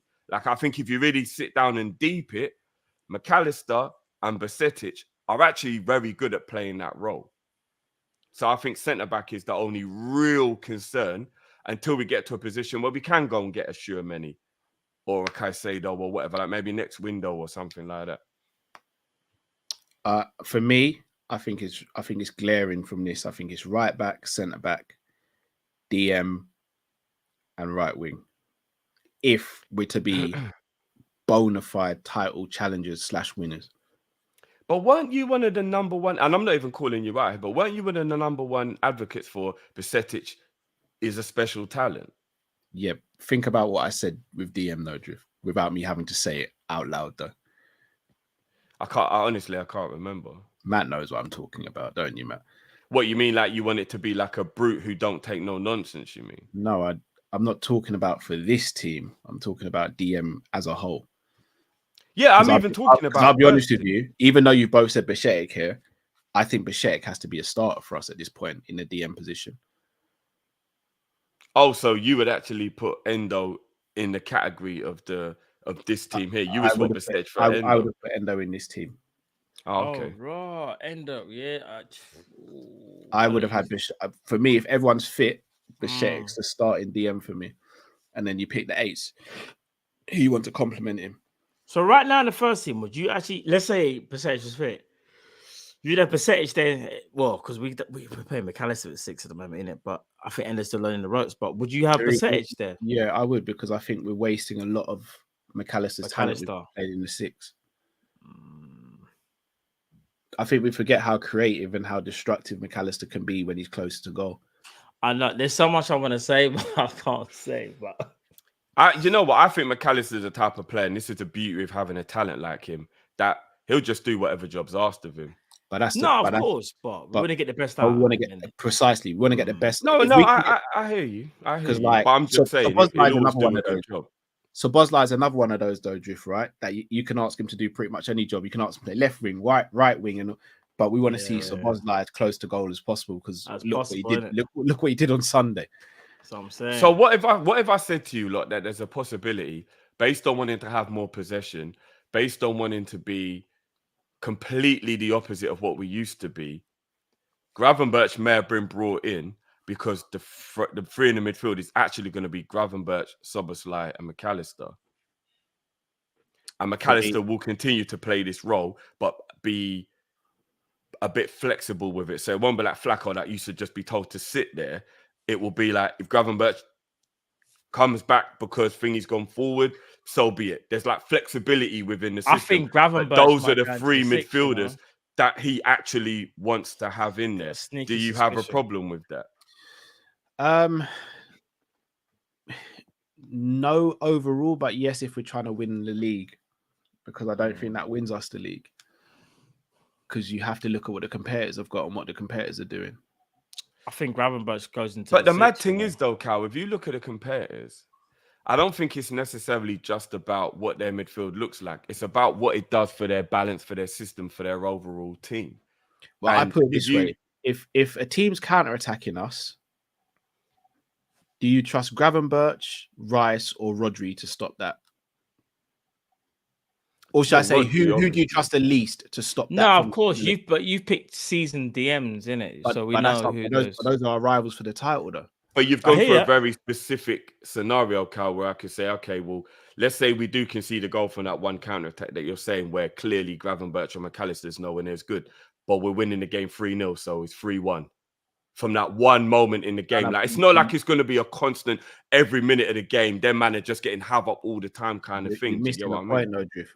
Some games is going to be the team only needs one counter attack because we might be on an off day where we only need to concede one and it's a problem. We might draw that game. Fair enough, but that's football, though, right? No, but how many times have we lost the league by 1 point? It's fine margins, bro. No, it is, but I think that's because perfection is impossible. No, but you don't have to be perfect to win the league. No team's going to be perfect winning the league, but like you. All right. In this scenario, and this is for Matt as well, not just for Cal. In this scenario, Rodri's out for 3 months. Not wishing no injury, no injury, no, but he's out for 3 months. Bro, their backup in comparison is worse than what we've got in the six. What? Phillips. I'd rather McAllister play 6 than Phillips. This version of Phillips, anyway. I don't know about you lot, but I'd rather McAllister playing my number 6 than this version of Calvin Phillips. Yeah, I mean Phillips. Yeah, right now, yeah. Kovacic. I'd rather McAllister in my 6 than Kovacic. Do you get what I mean? So without Rodri, all of a sudden that Man City situation is a totally. I know Rodri is there, but do you get my point? Like as soon as you change that, what if Rice gets injured?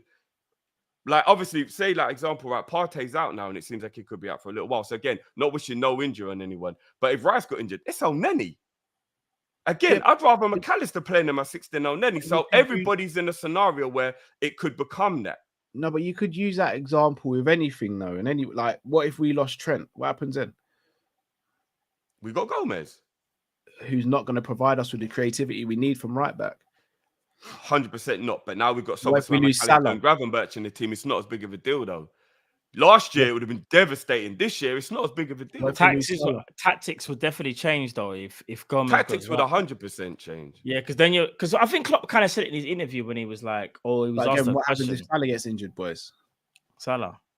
Well, if Salah gets injured, I think Szoboszlai would play there. You know, I don't want to see that. But the goals and the assists dry up. I don't want to see it, but I can see it happening. Creative from that side. We just have to rely more on the other side of the pitch for the goal. You take Salah out of the team, you're losing at least 30 GA. But that's the whole season. Well, that's a whole scenario. We're not just talking about like a little injuries, but we're talking about the whole season. 3-4 months. That's still a long time, right? But 3 or 4 months is an extremely long. That's half a season. But you just said that with Rodri, though. No, but that was to just give you an example of I don't think Man City are as strong as you think they are in the DM role, because if Rodri's not there, the drop down after that is crazy. Yeah, but they still have a Rodri already, though, bro. Well, you know what? I wouldn't want to see it because I prefer him in another role in the team. But I think Szoboszlai could fill in for Salah. Based on what I've seen, I think Szoboszlai could definitely fill in and be creative. And yeah, we would have a drop off because he's not as good as Mo, but who is?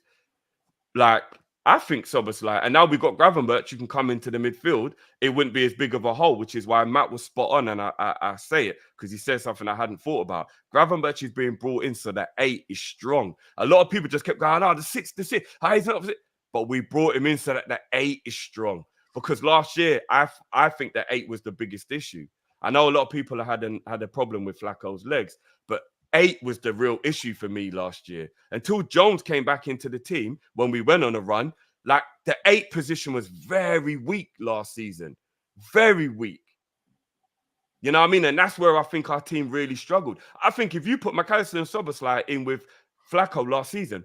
Easy. Top 4 isn't even, it's not even a conversation. It's easy. We're not even doing this last minute thing. Like, it's easy. We're in the top 4. Like, I think the 8 was a real part of our issue last season. And Jones proved that when he came back and got into form in the last 10 games. We were really good once Jones came back in. He started to score goals. His creativity went up a bit. We were better with the ball, and we just looked better. Albeit Trent went into midfield as well, but you get my point. I think Gravenberch was brought in to make sure that we're strong in the 8. So if Szoboszlai goes wide, Gravenberch comes into the middle. Like, I don't think the team is as weak as everybody thinks it is, man. So what you guys are saying, Jamrot's got a point there. John Stones could play the 6 for Man City. If he's actually that's a whole different conversation. I wouldn't say he play. It's a weird one because in transition, when they've got the ball, he moves into the 6th position. But it's a weird one because I don't know whether they would start him there. Say Rodri was just gone and Stones just played there. Like Jones, I don't know, like you said, for 3 months. He probably could do it. He probably do it better than flipping Calvin Phillips, to be fair. He would do it better than Calvin Phillips, but I don't think it would actually work long term. I don't. Because the way how they're playing it, because then you got to find 3 months. I don't think it would work for 3 months. No, because then you got to find someone to partner Stones, because that's their strong point, innit? So they'll do the Akanji. So they do the Akanji and say Diaz on Walk. What was it again? No, sorry, it was Walcott, Guardiola, Akanji, Ake, Diaz. No, but what I'm saying is someone would have to move someone would have to move from defense to play alongside John Stones. Because remember, you've taken out Rodri. It's very different compared to when Stones put Stones there. Then your back 4 is still calm because you can go Walker, Ake. No, but I'm just saying that's not how they play, though. You can do that, but that's not how Pep wants to play, innit? If we're being honest, Pep likes to do 3 at the back when they've got the ball, when they're in possession. One of the defenders moves into midfield and becomes a pivot. So you have to think about who can do that next to Stones. If Pep lost Rodri, Pep would change his tactics. Pep wouldn't just stick with what he's doing. Bro, I'm just going off what they have. I can only tell you what they have, bro. But again, we also know Pep not just going to stick. He'll tinker with it, obviously, but then he might be bold and be like, "I'm just going to play John Stones as my DM. I'm going to convert him into a DM." You don't know that from. Oh, they got Rico Lewis. He ain't gonna. As good as he is, Rico Lewis and Stones ain't Rodri and whoever, because Rodri's the best DM in the world. It's that simple. There's no. You can give me Rico Lewis what you like. Rico Lewis is good for what he is, but he's not like Rodri is just different. He's the difference maker. Play next to him? No, I'm not saying it can't. They do the inverted thing. So unless they're just not going to invert anymore, that's fine because Pep can do that. But what we've seen from Pep is he likes to get a defender that can go into the invert so they can overload in midfield. That's what they like to do now, isn't it?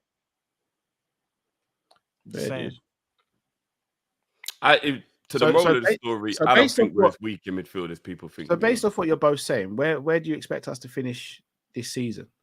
Second. Base of this season. If you made me put money on it right now, I'll say second. We're either going to be second or third. I would go with third. Are we winning any trophies? Yeah, I think we can win the trophy. I think we can. Europa League, possibly. Well, yeah, Europa will be the one. We should win the Europa League. We have enough quality to win Europa. We should win the Europa League, yeah. I think people are really underestimating how difficult Europa League is to win, you know. Bro, we're Liverpool. You're acting like No. But we should be able to navigate it, Cal. You're not looking at it like we're Liverpool and we have a very good chance to win it. You're thinking like, but look at the other team, bro. No, I do think we have a very good chance. Really be in a Champions League. No, but out of place. No, we should. Based on last season, we shouldn't be in the Champions League. We shouldn't. Let's just but you could arguably say, and again, it's just arguably, that wasn't an anomaly season, and not no. If I won an anomaly, you know why? The players at that time they weren't that level. Yeah, they're not there anymore. Yeah, fresh impetus now, innit?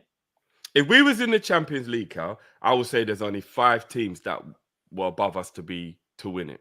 5 teams. And that's but that's the Champions League. So we should be winning the Europa League. I'd only say 3 or 4. Bayern, City, Real Madrid. Actually, as good as Real Madrid are, this You whole have- no striker to- thing could come back yeah. to haunt them. You have to put them in the conversation. No, they're in the conversation. That's what I'm gonna say. But I'll tell you this: they need a lot of luck because they play with no striker and it's going well because Bellingham's getting the goals, but Vinicius is also out as well. Remember, so they have to hope that things. Oh, they you know just what I'm lost saying? Vinny. Yeah, Vinny's out, bro. I didn't Okay. even know that. Yeah, they're playing with no Vinicius ain't there. Well, what happened? They've been to playing him? him. I can't remember the type of injury, but he's out for. What did they say? I want to say like 2 months or something like that. I think. Oh, okay. Wow. So it's a pretty bad injury. They were playing Bellingham behind Vinicius and Rodri. That's their new fault. They're doing a diamond thing, isn't it? Yeah. Because they got no striker, in it. Because they're waiting for him, Kylian. Well, this is the point I'm making. I Mm. truly do believe that there wouldn't be many. So maybe Matt's right. Maybe it's even less than 5. There wouldn't be many teams that I would actually be like, that team is more suited to winning the Champions League than Liverpool. So therefore, I'm not saying we're going to win it, but we definitely should win the Europa League based on our squad and how good we are. There's no one in the Europa League that we should be looking at thinking they're better than us and they should be winning it over us. Because all the teams that are better than us are in the Champions League. Yet. We don't know who's going to drop down. Yeah, West No, Ham that's fair. That's fair. Yeah, right But now though. I think the teams that are better than us won't drop out. I'd be very, very surprised if the teams that are better than us drop out of the Champions League. I'd be very surprised. Very surprised. When you look at the groups, I think the only group where a big team is going to come into our group is Newcastle's group.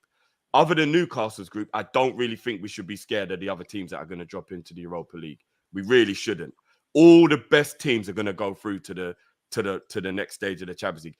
Every other team that drops in, we should not be worried about. Things could change, obviously. But I would not be your Barcelona, Real Madrid, Bayern Munich, all them, man, are not getting knocked out in the group stages. They're not. They're all going through. I don't really think we got that many. Do you know what I mean? Maybe Roma, we're still better than them, though, but Roma are a threat in the Europa League. Yeah. Like, do you know what Sevilla, I if they mean? get Like, knocked, obviously Sevilla. We know what they're no, about. but Sevilla and Arsenal are going to come out of that group. That's what I think as well. I think we're better than they'll- PSV. yeah, PSV are going to come into the Europa League, but we're better than PSV. We got to PSV. That's a devastating result. Like, come on, we should be beating PSV over 2 Agreed. legs. Do you get what I mean? And I'm not being cocky. I'm just coming from a point of like realism. We go out to PSV over 2 legs. Something's wrong. Like, you know what I mean? PSV should not be beating Liverpool over 2 legs. Do you get what I mean? So, like, we got to win this tournament. We have to win this tournament. It's true. It's either Milan or Dortmund that will come into the Europa League from that group. One of those two teams is a dangerous team. But we should be able to beat both of they're those good teams. They are good, man. They're good teams. But I would Over look at 2 our team legs? and go, over 2 We legs, gotta we should beat be them, able to like- beat those 2 teams. We should be able Yeah. to beat them. Especially if we So- got our first choice lineup as well. So I'm not saying we will win it, but we should win it. We should aim to win it. We should aim Yeah, to we win should it. be 'Cause aiming to win we're it. good enough to win it. That's the thing. We are good enough. We're far from perfect. Aston No, Villa had a lot more chance than people expect. But I think we're good enough. I just think there's a notion in the fan base like we're just gonna walk the Europa. no, we're not. I'm not I don't saying think you guys. No, I'm not saying you guys, but there feels like there's that. I'm going to use the Entitlement. word arrogance. That we're Liverpool. We're Liverpool. Like we're going to run this. Yeah. The Europa's not even competition. I think we can win it, but I'll be honest. I wouldn't be sat here and be completely shocked if we didn't win it by the end of the season. I tell you Not what, because of sorry, Drift, not because of lack of quality, but because of the rigors and potentially we could get into a title race. And I don't know if we're going to prioritize Europa over a title race, for example. So it's things like that. That where- is true. That's true. That's You know, yeah. That's I'm actually going to give some credit to Arsenal here, which is something I don't do. I'll be the first person to hold my hands up to that. Arsenal proved that Europa League and being able to do well in your domestic competition is a myth. They proved it's an absolute myth because if anything, their league form dropped off when they got knocked out of the Europa League. When they were in the Europa League, their league form was spectacular. And that proves it's a myth. It's a mentality thing. This whole, playing on a Thursday and a Sunday, you can't be in a title race thing is bullshit. Arsenal fucked up their title race when they went out of Europe. And that's what gives me the hope. Arsenal have disproved this theory. You know, everybody's always thought, if you're in the Europa League, your league form just takes a big, massive hit. Well, Arsenal proved that that's not the case, right? So let's be the team who go and follow what Arsenal proved, that Europa League doesn't fuck with your league form. Do you know what I mean? And let's go and let's try and do both. Let's go and try and put on a challenge for both. But that's my point. I kind of think they started to think to themselves, we're going to prioritize. Like subconsciously, I think it was, we're going to prioritize league. We might win league here. No, I think they did. I think they did. But they rotated as well. That was down to two things. The squad not quite being good enough. I think we've got a better squad than Arsenal had last season. Their squad wasn't quite good enough, and their manager don't know shit about winning. And I don't mean that disrespectfully. It's just a fact. He knows shit about winning. We've got Jurgen Klopp. And to be fair, we've also got Pep Linders. They know how to win. It's not the same. So I think we'd navigate it, or I would hope we would navigate it better. Like, Arteta shit the bed once he got close to winning something. He actually did. But that's what happens when you've never got over the line. Do you know what I mean? Like that is actually what happens when you've never got over the line. He shit the bed. They did panic. They did. You know what I mean? If you put Guardiola, if you put Jose Mourinho, if you put Klopp, if you put Ancelotti in that exact same position with that exact same Arsenal team at that same stage last season, I think they win one of the two trophies. I genuinely do. Whether it be the Premier League or the Europa League, I think they win one of those trophies. I don't think they win Europe. I don't think they win the Prem. Losing Saliba was a big loss for them.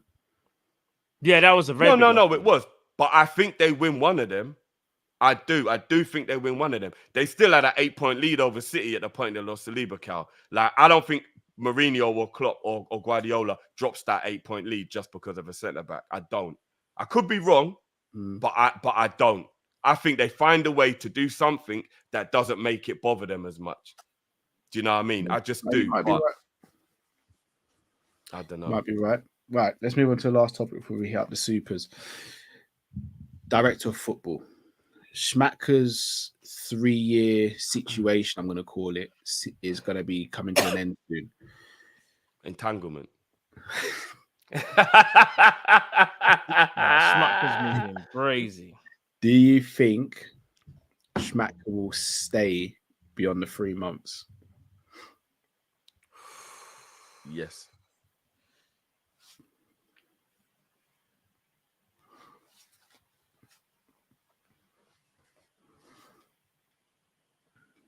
No.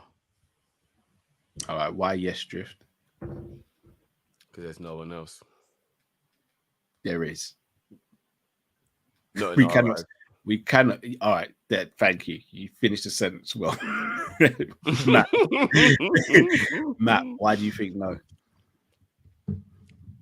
I think even though we brought in players that Klopp wanted, I think there's things that probably haven't come to the surface yet in terms of, I think some of the negotiations, not getting them over the line, Lavia, I think that one potentially might have hurt him. Even the lack of activity up until a certain point as well. And again, that could be Klopp, but I know he's Klopp chose him, he's Klopp's friend, he's Klopp's brethren. However,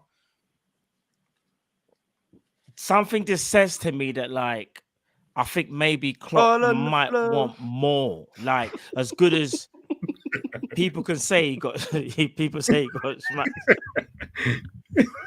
As good as people can say, obviously, no, it's calm. As well as people can say that, obviously, he got Szoboszlai. He got, in fact, Szoboszlai, Endo, and Gravenberch are the ones that he negotiated, if I'm not mistaken.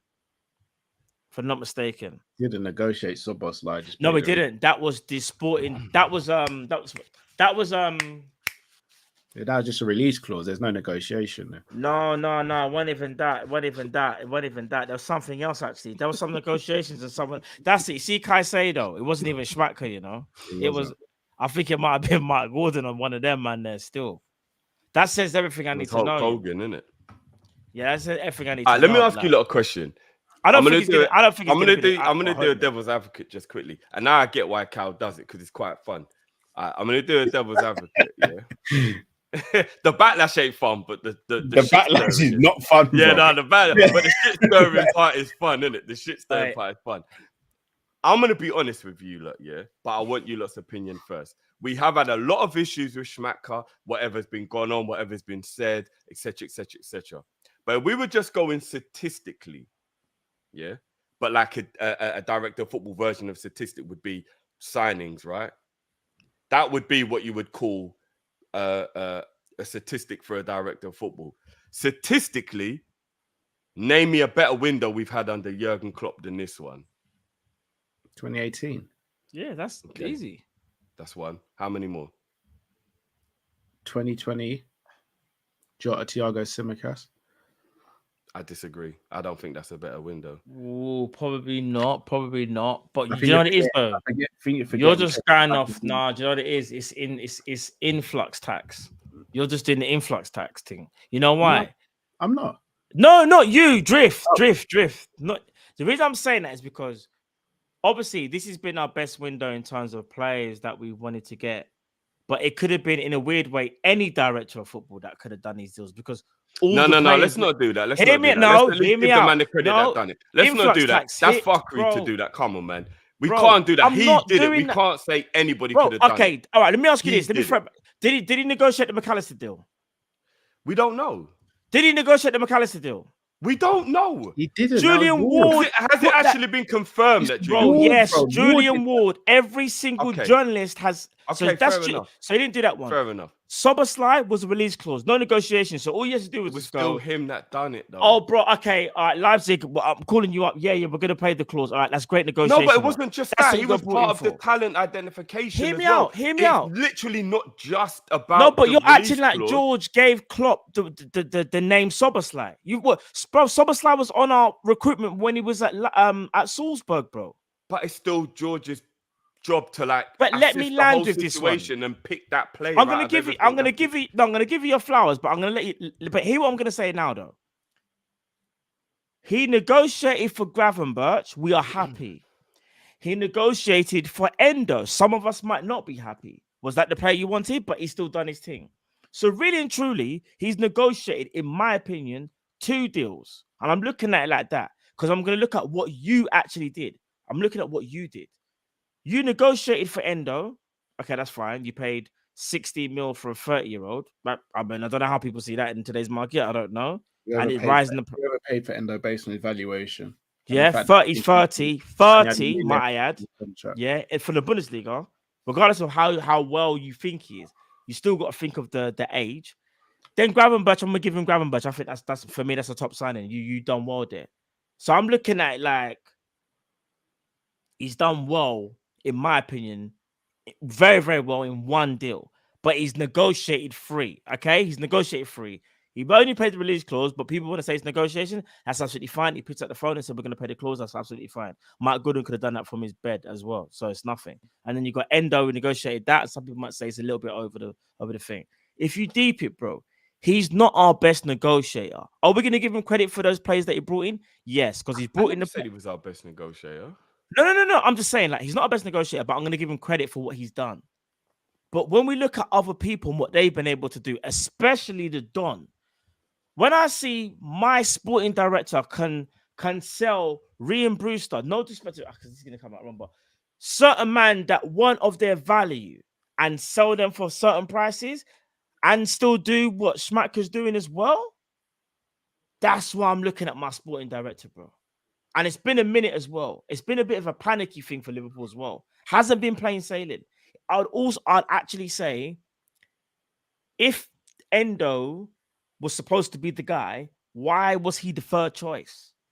Do you get what I'm trying to say? Like, so Liverpool, that's bad planning from Liverpool, innit? In general, it's bad planning in terms of that's fact. But here's what I will say is, I definitely believe there's been way too much emphasis put on Endo when judging Schmacker. I'll just personally say that if people disagree, that's fine. I think like that's the stick everyone wants to keep beating him with because people aren't happy with that player.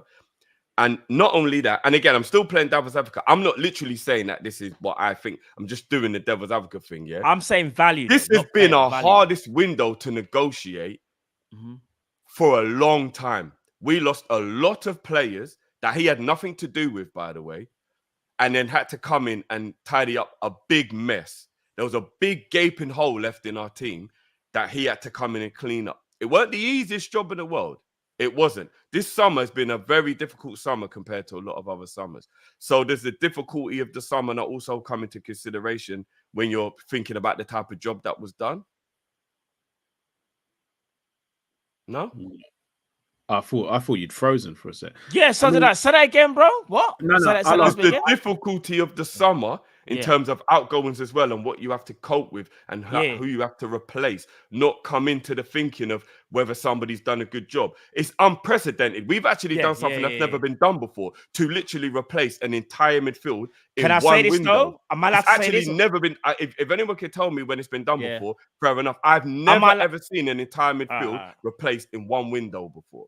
I've Am I Man allowed to City say change this? defense. I've not seen a midfield that I can recollect. Saudi Arabia bailed us out, if I'm being genuinely honest. And I'm not taking away from Schmatka, but I'm looking at it like this. If Saudi never came in for Fabinho and Henderson, do you think Schmatka could sell them players for them prices? Yes or no? Schmatka was part of negotiating those prices. Matt, this is where I'm gonna say that's harsh because we love and rate Michael Edwards. But that logic you just gave, you could say the same for Edwards with Coutinho getting bought by Barcelona. So I don't think that's fair to say that. Have Saudi Arabia just done it to Liverpool? Or they've done it to every single club in the world where they've arguably overpaid for players that aren't at that price? Yes or no? Mainly just us that I can think of. They paid nearly 100 mil for Neymar. Neymar's 31 years old. They paid 30 million for St. Max. They paid 30. They paid nearly 50 million for Ruben Neves, bro. Yeah, Come on, No, but that doesn't take away that what Cal said is actually true. Michael Edwards was an absolute G, but 146 for Coutinho helped him to be that G. I'm not trying to disrespect Schmatka. What I'm saying I is, know you're not, but I'm just saying you just got to look at the landscape. Saudi Arabia have overpaid for players because they just wanted them. That's not true value. But Schmatka still negotiated the deals, Matt. He did. Why do you think it took 2 weeks for the Henderson situation to get resolved? They had to come to a negotiation on what was going to happen. They were offering crazy let's not get money. into semantics here. Let's not get into semantics, boys. My next question for you is going to be, do we think we're going to get a new director of football? No, I think Schmatka's going to stay. And the reason I ask, he's Klopp's assistant, so he will, yeah. Klopp's brethren, isn't it? That was going to be my next thing. It's his boy. Do we actually need a director of football if Klopp is kind of the one doing what Klopp, he's doing? all right, let's rephrase it. Who's the sporting director? Carl, I'll go to you on this one. Who's sporting director? It's Klopp. Jeff, who's the sporting director? It's Schmatka, but Klopp's right next to him. In my opinion, I think Klopp is the sporting director. Schmatka's the assistant. He tells him what he wants and he'll do it. Cool. He's not really going to challenge him on it. He's going to be like, all right, if that was what you want, boss, cool. We have to remember something. Schmatka came out of retirement, bro. He's not got that young fire in him where he's going to be all up in like and be like, no, I think we should do. It's different, isn't it? He's going to be like, that's my brethren. I'm going to help my brethren as best as possible. And that's the right thing to do, by the way. I'm not saying it's the wrong thing to do. But I'm going to call it what it is, though. In my opinion, I'm looking at it as Klopp is arguably the sporting director, you know, from what is led to believe. I'm just saying. The reason why I know that's not true is because Klopp doesn't sit down and do all the wages and all that kind of stuff. George still plays his role in all that stuff. Because you've got to remember, all the players we got through the door, George still had to be the one to sit down with Soboslai, for example, and hash out all the wages and all that stuff. We can't just undermine man and act like these things aren't a part of it. No, yes, the release clause. You do realize the release clause is there. Bro, you do realize he's still the one that does all. No, but bro, he's still the one. Klopp didn't go to Soboslai and say this is the way structure and did it. Schmatka still did all that part. Let's not undermine the man that much. That's just no, we're not undermining no, I'm not. I don't even love the guy or nothing like that. But we can't just like downplay what he's done. Man. That still doesn't mean that Klopp's not the main guy. Klopp is the head honcho. That like he holds the most power. Been the main. No, but he picked, bro. Imagine this: Let me rephrase it. The manager still could have said no to Salah and all the other guys, even when Edwards was here. You know, the manager always had that level of control. Have you ever heard of a manager picking their own sporting director and it's their brethren? Like, have you ever heard that? All jokes aside, like, I'm not just saying a thing, but have you actually heard? In life, it's always been who you know, not what you know. Enough time, man, them get jobs because of their friends. Normally like, that's just life, you man. Like that shit happens all the time. That's not no. But it's not a bad. No. But I'm not saying it's a bad thing. But I'm just looking at it as. He even said, like, I'm Klopp. He goes, I'm Klopp's assistant. Klopp chose me. It's been widely reported. They got history. Yeah. Klopp picked him, like he picked him to come out of retirement for him to be his sporting director. So imagine you've got all these Because he sporting knows he's directors. good at his job, not just because he wants a brethren. Drift, Bro, I asked you, the man came out of retirement, bro. do we No, need that's fair some? enough. Do you think we'll get someone who will challenge Klopp or someone who will say yes to Klopp? I don't think. I think it will be him. I think Schmacker's going to stay, Cal. All right, so let's say it's not Smackter. The next person we get, is it going to be someone who challenges Klopp or someone who says yes, Klopp? I'll do what you say. I don't really know who the candidates are, Cal. If I'm being honest, I've never. No, actually... Drift, forget about the candidates. Just answer the question, bro. It's No, but I skirting need to know who's out there No, because it's there's not not that- many. it's not Klopp that- doesn't have that many friends that are sporting directors. No, so but like, it how doesn't many have more to- people can No, you it doesn't pick? have to be it doesn't have to be a friend. It's are you going to get someone who's going to actively challenge Klopp or someone who's going to be a yes man? Do you what do you think we're going to do? Forget about names. It's profile we're talking about here. I think that would probably be. I think there's a 50-50 chance it could be either. I personally think it will be more of a yes man than someone who's going to challenge him. Considering this is the first yes man in the whole reign, I would say it's a 50-50. Because everyone else wasn't a yes man. It's not like we just keep having yes men at the club. All No, the time. that's what I was going to say, though. We've had people that challenge Klopp and look where they are. Yeah, but again, there is still. I'm not gonna lie. There is still a little part of me that's like, I can understand you not wanting to be in a position where you feel like you're being undermined, but at the same time, like if he is the man in charge, you can't keep throwing your toys at the primary man ain't listening to you and then leave your post. Like, Sorry, I don't need know. to address something. I need to. Sammy Soso, Tiki Bigsteristan. So I can't pronounce his name, but he was at Barca. Obviously, he was a director. Obviously, he said to the board, Pep Guardiola is one of the best managers in the world. Of course, City are going to take him. That's completely different to a man trying to get man out of retirement, looking at him thinking, "Are you done? Are you still good to go?" Sort of thing. Do you think you still got the eye for the game? Can you still spot with the talent? Can you still do? That's completely different, bro. Man's talking about like that. Don't make anyway. So let me finish off this section by asking you one word answer here, boys. Yeah. Do you think the current structure we have works long term? Yes or no? No, not long term. No.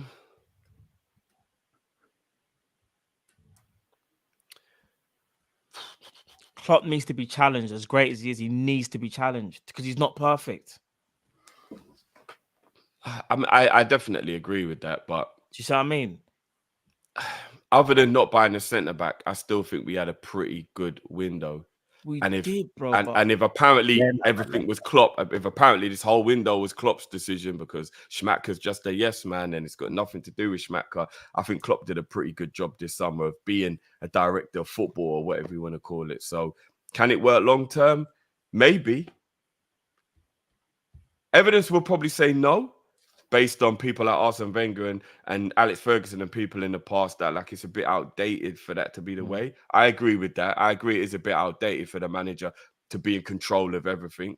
And I would prefer to have a director of football. I like, so that's definitely what I would say. But at the moment, if it was all Klopp, I think we had a pretty good window. No, we did. A centre-back would have been a near perfect window for me. If we'd have brought in a top centre back, it would have been a near because you can't buy 8 All right, let me players ask in you one this. I window. was going to say what everyone's thinking in it. If I said to you, we could have brought in a centre back, like say we brought in Inacio. A lot of people obviously know about Inacio. Say we brought in Inacio, and we didn't bring in Ender. Would you say that would have been better, in your opinion? People get pick at Ender. I'm just trying to think of. I'm just trying to be like, okay. Do you know what? Yeah, Do you know what, Matt? That's an actual yes or no, and I'm not just sitting on the fence. I tell you why.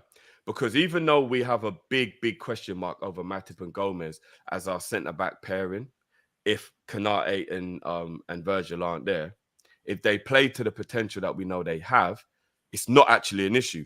It's like paranoia why we're worried, right? And we think it's an issue. It's not like a factual thing, it's a paranoia. Because those two players are very good players if they're actually performing the way we know they can. Let me rephrase it. Let me not use Ender because it's disrespectful. I'll say this. We've gone for a player that we wouldn't normally go for because of age. Yeah. Do you think we should have gone for Paulinho? Yes, I do. But I know it's completely against the structure of the club to pay 80 million for a 28-year-old. Bro, no. All right, so here's what I'm going to say now. That's where it becomes an owner issue. Bro, I kid you not. People quote me if I'm wrong. Or don't even quote me, but the figures. it was about 60 million pound British sterling or 64 million pound that I think the fee was because he was going to a German club. You got to add some Bro, extra tax on that if he's coming to another Premier League hear what club. I'm saying though. Did we do like a? I don't want to be. Okay, because it's gonna come back to being end again. But did we panic buy? Because you got to look at the profile and go, if you're gonna pay 90 mil for a 30-year-old, and you look at what he can do, should we have just gone all in for a guy who's 2 years younger and for the position that he plays is way better? In an ideal world, yes, 100%. With enough, so this is what I was gonna say. I don't think Endo's a panic buy. But another director, I think it's an easy buy. But another director of football might have gone. Buy, not a panic buy. No, but another director of for years. This is what I was trying to say. And thank you, Jam. It's 58. Another director of football might have gone. Jurgen, do you want to know something? I know we're going to spend a lot more than, but I think this is the guy. And convince Jurgen to go. You know what? He might be 28 and he's 58, more than we would pay for. But this guy's that's minimum 70. Minimum 70 if it's Liverpool. We've already found out there's an actual real thing where there's a 20% tax put on players that transfer from English club to English club. That is a minimum 70 mil. I'll simplify the question. If we brought in Paulinho for 70 mil, would you be sitting there right now saying we'll probably win the league? I would be about 30. I'll be about 30% more convinced we could win the league than I am now. Is 70 mil worth that? To me, yes. Then I think it's simple. There you go. But not to the owners and the structure. No, we can't just say the owners. We can't do that. It is the budget. The owners set the budget, Cal. The philosophy and the budget is set by the owners. But he convinced that. I know it's different. It's the owners. It's all of them, bro. He convinced the owners, but the owners are always going to say yes to something that saves them money. Endo saved money, bro. They're not going to say no to me. Bro, if I come to you and I say, you know, bro, I can get you this hard up, I can get you for £20 cheaper, but it goes off tomorrow. Yeah. You might say yes because you're saving money, bro. But, bro, what's stopping you? No one's stopping you, but why would you not fit that? Klopp might just go, I think Endo is the guy. I don't want Paulinho. What is wrong with saying there as well? Because I know that Klopp actually wanted Lavia. He didn't want Endo. We ended up with Endo. He wanted Lavia. Which is so I didn't want to say it again. So if he ended up, so you've ended up with a player, that's not your first choice. And why did he not get Lavia? Here I'm going to say the board, the committee, the ownership, the budget didn't value Caicedo at 50 million. And we haggled and fucked around. Bro. I reckon Klopp is vexed we didn't get Lavia. I reckon we messed it up. He's not going to admit it. But Klopp is as a club. Shall I say why as a club we messed it up? Because when they agreed to deal with Chelsea, we agreed to fee 10 million over. That was the panic.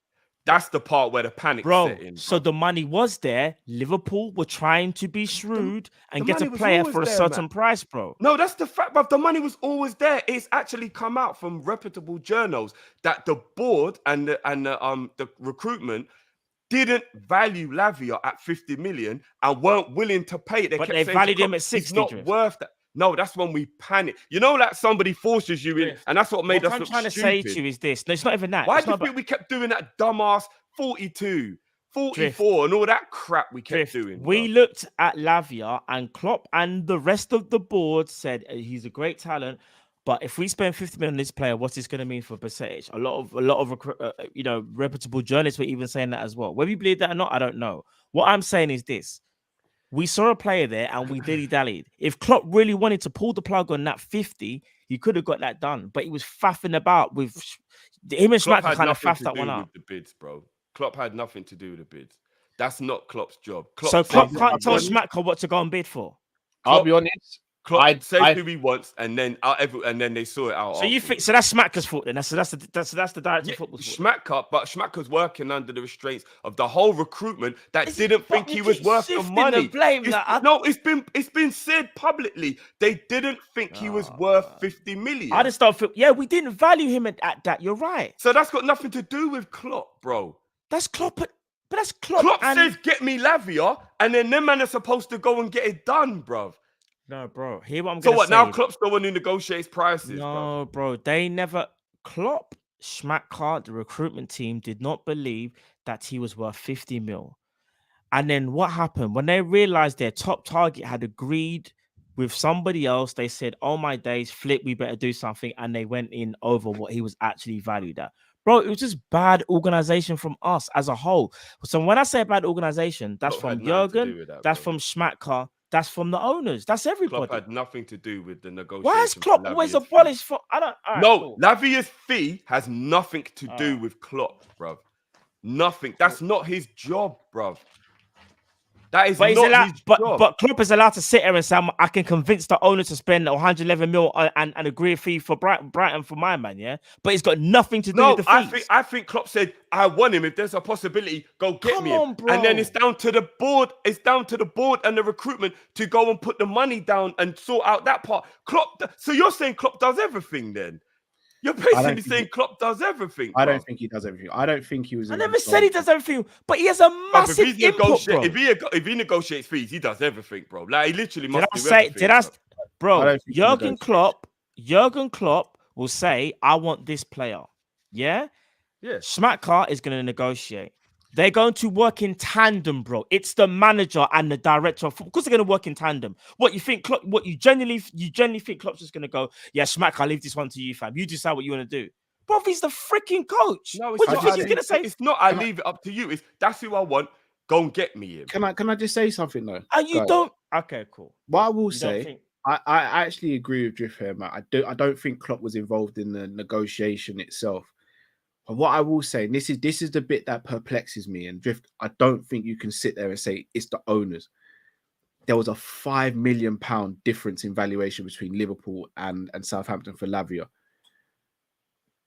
But in my opinion, there's no way, if Klopp really wanted Lavia and said, look, it's Lavia or nothing, we have to get Lavia. For me, 5 million is not enough for us to be dilly-dallying about. And again, I'm just guessing here. Say again? You would think so, yeah. Because for me, the way it comes across is, let's try and get Lavia, but if we don't get him, it's not the end of the world. Because for me, 5 mil is not enough for me to be like, it just doesn't make sense to me. If Klopp really wanted him and was like, because if that's Tchouaméni, there's no way we're haggling over 5 mil. But we all know that Liverpool are very tight. No, we say that, Drift, but we don't. Bruv, we bought Nunes the summer before and we didn't haggle over a fee then. We bought Gakpo, we didn't really haggle over a fee. Because they probably thought the player was worth it. No, right. So this is FSG and now so that means it was kind of pushback then. Recruitment pushed back on Klopp. Klopp said he wanted, and recruitment said we don't think he's worth it. Drift, hear me out. I wonder who wanted Nunes. This is why I'm saying I don't know how much Klopp fully wanted Lavia, to the point where he could have sat there and gone, brother, stop effing about for 5 mil and get me my guy.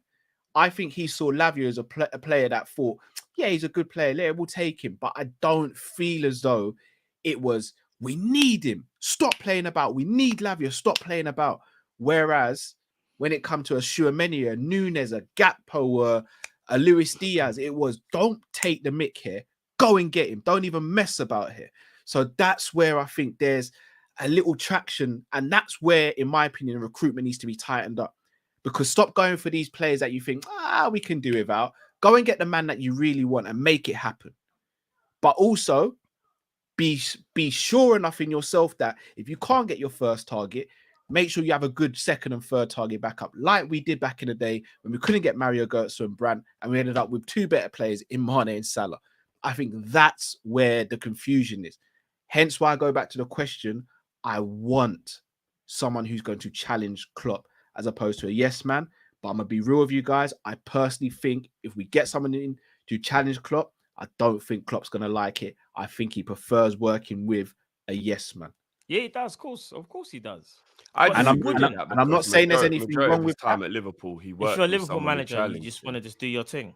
I'm not saying there's anything wrong with that. I just don't like it. And if you're gonna do that, then respectfully, if we win, he gets all the praise. If he loses, he gets all of, if not most of the blame as well. He can't have his cake and eat it. And we as fans have to hold him accountable both ways. In the same way, when he does pull it out of the bag and does a madness on the pitch, we scream his name from the rafters. We've got to hold him accountable when things are messing up as well. there's got to be consistency amongst. There's a us. There has reason why Ward and Edwards left, you know. Them man there, do you get? And the thing is, what Schmacker's doing in Klopp's eyes is the right thing because that's his right hand man, that's his assistant, and he's getting those deals over the line. But what I'm asking is long term, you're also saying to the coach, if he just says a player, you'll get him and not really say, do you know what though? I hear what you're saying, but let me see if I can convince you. Because I thought from what it looks like on the outside, especially looking at Edwards' reign and Ward's reign, it did look like there were times when they would question Klopp and go, I think we should go and get that player. You want Julian Brandt? I'll get you a Salah, you know. Are you sure? You think Salah's the truth? I'll get you a Salah. Do you get what I'm trying to say? Like, let me ask you that's my argument. That does always seem to be what everybody goes back to. And obviously it proved to be brilliant. Mane and Salah, I don't think anyone can even doubt. No, not just that. Brandt wouldn't even have come close. There's a lot more though, you know. Who? Give me the examples then, because I don't know any other examples. Werner and Jota, Jamal Lewis and Tsimikas. Werner wasn't the man them trying to convince. Werner actually rejected us and just went for the money, and we had to turn to an alternative. No, but I'm saying there's the alternative, the person we wanted, and the alternative. No. I don't mean. I mean an example. No, but remember Klopp said this guy, but there was Bradley. another guy that was better, and they brought that guy to the table, and it wasn't about another team taking the player. Was Genie first choice? I saw Genie wasn't first choice. Genie wasn't first. Genie wasn't first choice either. Genie wasn't first choice. Mane and Salah. So who did Klopp want instead of Genie then? That was Zielinski. Remember Peter Zielinski? But didn't Zielinski pick Napoli over Liverpool? Yeah, it wasn't a thing of like, yeah. So I'm not saying about when another player picks another team. I'm talking about where we just leave the player alone and go for the alternative. Forget about like, because with Götze and Brandt, we actually left them alone. One to kind of gauge how you would. No one would. Everybody else picked another team. No, they rejected us. Brandt and Götze rejected us as well. Julian Brandt rejected Liverpool to go to Dortmund. Yes. Well, they're more for him then, innit? I've never heard that before. I've never heard that. But we can't. I heard Götze didn't want winning Champions League football, so I know the Götze one. He kind of rejected us. Julian Brandt, I've never heard he rejected us. I heard that we just decided to go for Mo instead. No. Well, that's anyway, true. Chilwell was first choice over Robbo. I believe Yeah. he was at one point. Yeah, he was. but there's an argument to say that wasn't even a bad decision anyway. Like, No, it's not about whether it being bad, but it's just more. When we pick right, anyway, so well. I just think that a lot of people always look at the Brandt and the Götze situation, which was actually 6 years ago, and go, "Nice, brilliant." That Klopp had somebody telling him like this player and that player, whatever, and maybe that is true. But at the end of the day, if you're a manager and you want to do the best for what you think you can do, technically, who you want as a player is who you're kind of supposed to get. I get that there can be exceptions to the rules, but I don't want my club to become a club like Real Madrid, as example, where like the manager just has to just put up and shut up. PSG, the manager just has to put up and shut up. He's just giving players. It don't matter whether Chelsea. It's irrelevant whether it fits your philosophy. Other than Chelsea, you use two teams that win every year. Apologies to cut you, though, Drift. Apologies to cut you. I think this is why I say I think you're going the complete opposite end of the spectrum. No one's asking for Klopp to be a yes man, you know. Yeah. That's a big difference. We're not asking for that. We're asking for Klopp not to shut down a yes man. Exactly. So, but we don't. But no one. Oh, right. Are you, man? Breaking news. Apparently, a 220 million bid is in for Salah. Apparently. Man later. What, officially? I'm just trying to get to the bottom of it now. A lot of people are saying it now. No, that's a big bid, you know. That worries me. Nah, it's calm, bro. It's calm. But anyway, like I was saying, I agree with you, Cal. That like I get it. We don't want Klopp to all be an all the way yes man. But what I'm saying is there were very powerful managers at Real Madrid, at Chelsea, at PSG, managers of real like distinct in character and whatever, and they just were given players because apparently the director of football thought he knew better than what the manager did, and it causes so much issues within the structure, and then the manager always ends up falling out or getting sacked or whatever. And I don't want my club ran like that. We're not asking for that, Drift. We're not asking for a coach. We're asking for a manager, but we're just saying the manager can't be so regimented in his ways whereby he won't listen to people who have maybe more knowledge than him in certain aspects. But Klopp does listen to people who have more knowledge because he Not always really. takes advice from You have to Pep, remember, for he's a example. coach. Like his He forte. lets is a- Pep recommend players to him and doesn't shoot it down. He's not so hard-headed that he's like, it's who I want or nothing. We've signed two players that Pep Linders said he should get. One, but Yeah, one, Pep Linders that's is- what I'm that's saying. his- One that's person his who son, trusts him man. is also kind of a yes man to Klopp.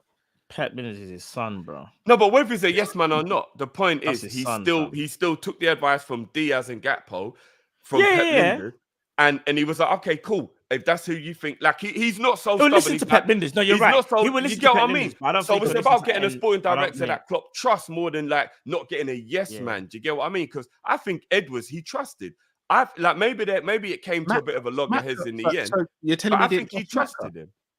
No, but where everybody's saying that they think Schmacker's too far the other way, right? That's what everyone's problem is, that he's too Jamrock raised a good point here. The backroom staff would have then Kunko over Nunes.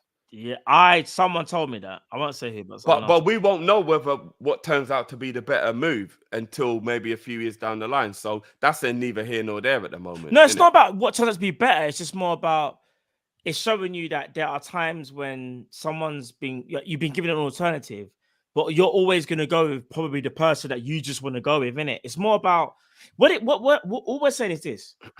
Obviously, we trust Jurgen Klopp. He's a great manager, a great coach, but he's not always going to be the greatest scout in it because he's got other things to worry about. That's why there are people that specialize in that role, in it, and that's why it was a thing where it's like there's times when he probably does get to watch certain players, but there's probably other times when he probably not too sure and doesn't really know much about them, so he's not really convinced on them. Where it's like, bro, sometimes like these people that are great at their job, you got to listen to them. I'm not trying to say listen to them all the time, but open your eyes, so to speak. Don't just think, because Klopp has this thing at times, and it used to be at times. If I don't get that player, I'm not getting no one. I want that player.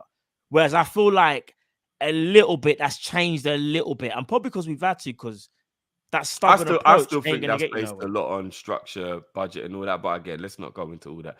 All I will say is, in my opinion, I don't think you lot are wrong or right. I don't think I'm wrong or right. That's the beauty of discussion, right? Like we don't really know who's wrong or right. But what I will say from my point of view, I think the real issue people have with Klopp mainly is he's not signing players as fans they want. And it's a bit of like a selfish, I want that player, fuck Klopp for not wanting that player. I think there's a lot of that going on. But again, that's just my opinion. Well, we sat here and not one of us, any time in the window, mentioned Endo. And we mentioned a bag of DMs and a bag of players who could play DM. And not once did any of us sit here and say that centre-back wasn't a priority for us. Bruv, how many times did I sit here and go, I'd rather Kone over Gravenberch? Bruv, I'm over the moon you signed Gravenberch. Yeah, but Endo seems to be really rubbing people the wrong way. Well, Endo and I think if you swap Endo for any other DM, we didn't. That's the point. Corey, all of it, nobody's got an issue with it. It's Endo is like the real. We didn't. It's no. But what I'm saying is, bro, I think, in my opinion, Endo over like the Corey or Paulinho or Caicedo or Lavio or all the people that everybody wanted. It's like Endo is like really just like bothering people. But you so just named much certified DMs. That becomes no. But how can everybody see the players who have walked through the door? Oh, we still rate them And just still be angry that we've got Endo. No, I'm not angry, bro. You can be both. You can be both. I don't understand why. But to me, I can just see everybody just putting more energy into the dislike for the fact that Endo's here rather than looking at the positives of the other people that are here. Not at all. In my opinion, that's because, for example, when we signed Gravenberch, instead of thinking about Gravenberch, everyone just kept going, but he can't play 6. We need number 6. It's like, guys, we actually have a DM. But why are we saying everybody don't like him? I was praising the signing. But we're saying why are we saying that, though, Drift? We're saying that because we don't want to see a player like Gravenberch potentially wasted playing in the 6 role because we know how devastating he can be in the 8. But we There's have a bigger picture to it all. We have a 6. We actually have a 6, but we bought a number 6. And man, I'm dismissing him like he don't even exist. And all right, so I'll ask you then. He don't even exist. No, we're not dismissing him like he doesn't exist. And I've said this several times on record. I think Endo will end up being a good signing. I want signings that take us to the league if they're going to be first team. I'm going to sit here and ask you straight, Drift. Does Endo help us win the league? Yes or no? Exactly, Cal. Whether it's a yes or a no, that is what everybody's putting energy into. Endo ain't good enough, It's a so we fair fucked question up the to ask transfer you. window. No, That's but a what I'm fair question saying is, to ask. Endo has become like Nah, the Drift, like you're the dodging it. You know why you're overall dodging be it? I'll all tell or you why. end all. All right, Gravenberch, if he can help us win the league, if we're gonna win it, I think he will. So I'll answer that. I think That's what I'm he saying. will. That's why are we so happy signing Yeah, Szoboszlai, Szoboszlai, I think he would McAllister, help us win the league. I Gravenberch? think McAllister help us win the league. I'll be honest, I don't know if Endo will help us win the league. Do you see the difference? I'm not sitting here saying he I can't win understand us what the you're league, bro. saying. I'm not saying that. What I'm saying is there's I understand more what you're doubt saying. in that signing than all the other three that But we've why had. is that the thing that keeps on being like No. I'm focused not. on? I'm Because not. it's such an important But part of our CDM is team. very, Mate, very the guy crucial. hasn't even failed at the job yet, Cal. No, I know Not that. He, saying- No he one's hasn't saying that. actually failed yet. So why Like, would you let's let start him saying we fail signed him before as well we get then? angry. Because that was in the moment of like, so instead of Lavia and Caicedo, we're getting a guy that isn't even really like no one even really wanted. What the fuck's going on? But then So- look how quickly I said to you, like I pulled myself back from my emotion a bit and actually sat down and thought, no, do you know what? This is actually fuckery. That man's been this like disrespectful of a guy that we've just But signed. Let me actually like reassess this unemotionally. I was angry we didn't get Caicedo. You lot know I wanted Caicedo more than anything. I was just living in my feelings at that point. I was so pissed off we didn't get Caicedo because that's who I wanted, that I was emotional at the time. But then I took a step back and thought, no, I can't take this out on Endo because it's not his fault we didn't get No one's Caicedo. Agreed. No one's taking out Endo though. If I There's a sit lot here, of our fan base taking out on Endo. I'm telling you, there are. all right, There's a so if lot. I had to sit here and go, all It's right, a missed if, opportunity. all right, so all right, if Salah got injured for the whole season and Doak was our right winger for the whole season, do you think he can carry us to the league potentially? No. All right, but that's not disrespectful, is it? No, it's not disrespectful. All right, so Endo's getting disrespected. It's not the same principle because Doak's no, getting but love, but if I he's too say young. I He's don't not think ready. Endo, if I say I don't think Endo as a starting DM for us can help us win the will take us close to the league, why is that disrespectful? No, but you lot keep talking about your experience. I'm talking about the fan base. I'm not talking about you two. I'm talking about everybody. I see a bag of Endo disrespect. A bag of Endo disrespect. Is it disrespect or people more concerned that like they're worried? Matt, and if you not say only someone's shit, you're being disrespectful. yeah, If you obviously say if someone somebody's says shit, that. I'm seeing a bag of Endo disrespect. If someone says that, then fair enough. I'm not but talking to you lot. You lot are just the people I'm talking to. You get what I mean? Because we're here talking. No, I understand The that. Liverpool but I haven't fan seen base anyone is say he's proper X. being disrespectful. I've seen people to say Endo. Endo. I've heard people say I don't think Endo's the guy. Like even today, I've never so far. I don't think I've seen someone say Endo is absolutely pants. All I've seen is I don't think he's the guy. I don't think Endo's the guy. And people say Endo as our DM. They're questioning. They're questioning. And when something's unknown, you question it. So No, fair enough. But like I said, I've seen a lot of online abuse for Endo. And I think guy ain't even settled yet, man. Bro, Come do you know on, what man. it is? Even if he's not good enough, let's give him a chance before we No, of batter course, him, but man. no, do you know what it is though, bro? You have to look at it like this. We went for Lavia, we went for Caicedo, Ugart went earlier on. Obviously, we know Chet Decore was obviously overpriced. You got a Manu Kone that was kind of sitting there. There's other players that come to my brain right now, but even on Andre, like Andre isn't like a definitive 6, but he can play the 6 as well. There's other players that I think people would have preferred. I think that's what it is as well. You got to look at it and go, we've never been linked with this player. Out of nowhere, we've just signed a player who is good, but I haven't really seen him play that much. So I can't really say, And it's like he's walking into Liverpool to start as the 6.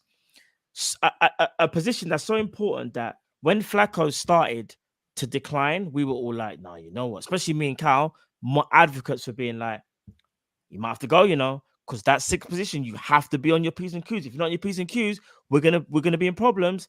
Do you get what I'm trying to say? And that's what we're trying to say to you, bro. It's such an important position. There's a reason why Man City are the best team in the world. They have the best 6 in the world, bro. Obviously, we know they've got amazing players as well, but Rodri is Rodri's a machine. He's not even just a 6, he's an 8 as well. When we were the best team in the world, who had the best 6 in the world? We did. All right.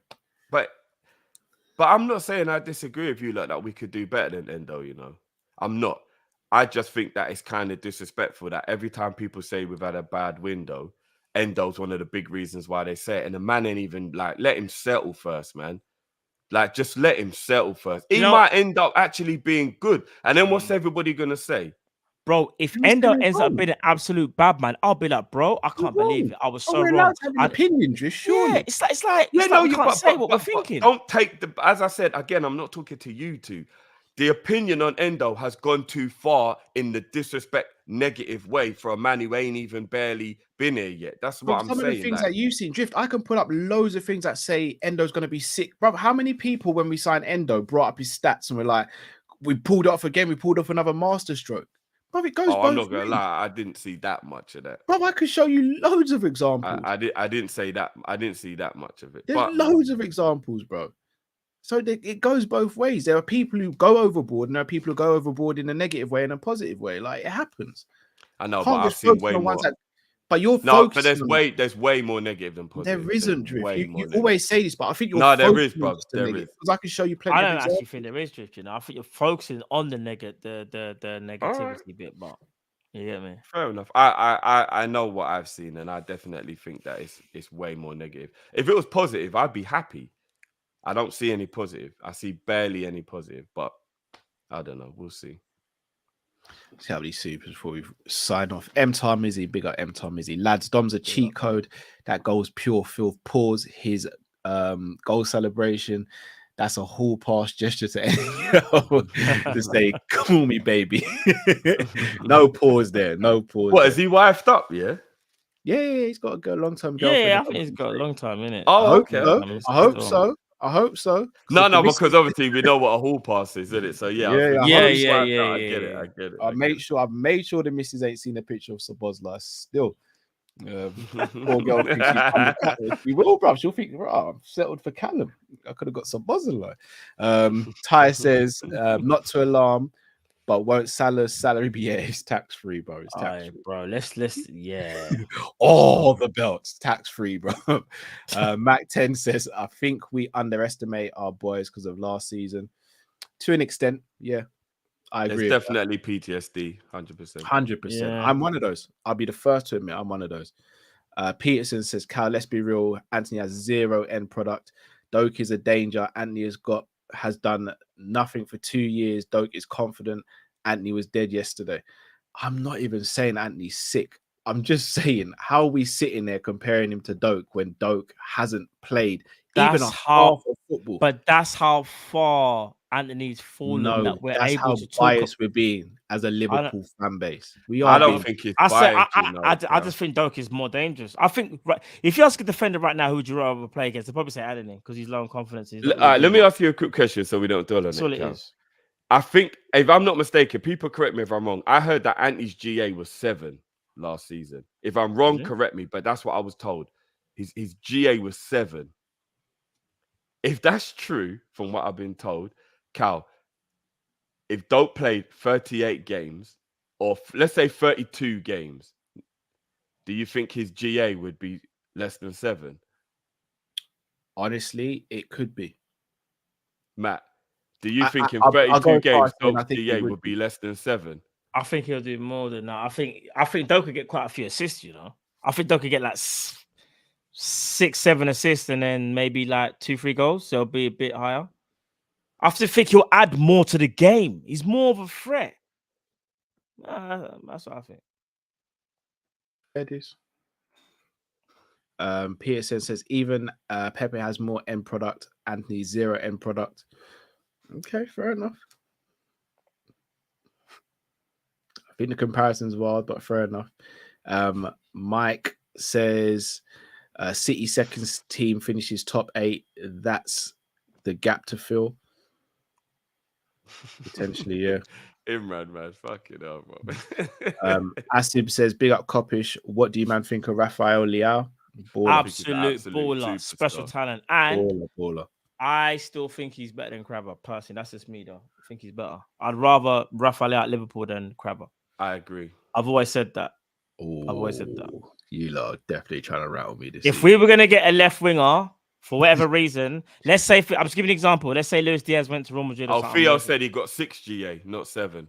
I gave him I would want Rafael as my left winger. No doubt about that. I don't think the disparity between the two is massive, Cal. It's not like one's up here and one's down here. But I agree with Matt. I would rather Rafael Leao than Quava in Liverpool's left. He's your type of player, though. Both of you. He's your type of player. Why? What? Like? No, I'm not. No. Please, no. I'm not even. No. Don't even take that as banter. Or I'm not even taking the mick. He's your type of player in terms of he's tricky. He looks really good on the ball. He is really good on the ball. Very quick. Like he's your type. I'm not even. He's a problem. No, your guys, you're taking it out of context. He's your type. No. Of player. I'm cool. I don't take. No, it that's bad your what type you of say. player, man. Come on. No. But I'm just saying, like, he's a problem though. Crava's more my type of player. I'm not saying you guys have got anything, but, No, but I think they're both technically technically gifted. It's just that Leao's more athletic. I think Crava's more technically gifted. I just think he's got better close control. I think he's got a better shot. Nah, Leao's got a Both better shot feet as bro. well. No way. Leao's got a better shot. Did you see what Leao did the other day when he pinned the defender and done a buzz? But you can't talk to Leao. You think Crava doing them thing there? Yes, I do. No. Well, Because he's giving the ball to Osimhen. Leao is a Sorry, match what? Leao is a match winner, bro. So what? And Crava's not. Bro, let me say this to you right now. I reckon Leao's gonna have a better career than Crava. We'll see. We'll see. I agree. Leao is better, bro. We'll see. Leao's a boy. Matt, the man of sleeping on Leao, you know. He is you're just comparing him to someone. You can't do that. Just because they're comparing him to someone who's sick as well. You can't say they're sleeping on him. They're sleeping, man. No, but people can't sleep on the player though, in terms of like they might not realize how good he is. We'll see. We'll see. Yeah, I'm saying. Devon says, "Is Pep the greatest ever if he gets the Invincible?" I think it's hard to argue against it still. Be very the Invincible would just mean nobody can have the conversation. He's already the best ever. I disagree with that, but I don't want to speak on that. Speak on that. Navir says Grizz said the 220 mil bid is in. I'm scared, guys. I live in fear when it comes to Liverpool, so it's what it is. 220. Apparently it's 175 base and then a bag of add-ons. I think 220 gets rejected, but 250 is where I would shit the bed. Nah, allow it, bro. Allow it. Because I already think 220 is gonna make Liverpool talk. We can't. Do you imagine you wake up in the morning and all you hear is hello? You don't want to hear that hello, bro. Trust me. 220 will make Liverpool talk. They'll turn it down because they have to, but it's gonna make certain people go, what do we do? I'm telling you, it makes them talk, bro. We will see. We will see. Well, people, if you haven't already, do smash that like button. We are going to be back again throughout the week, so make sure you switch on the notification bell. Also, subscribe to the channel if you're new as well.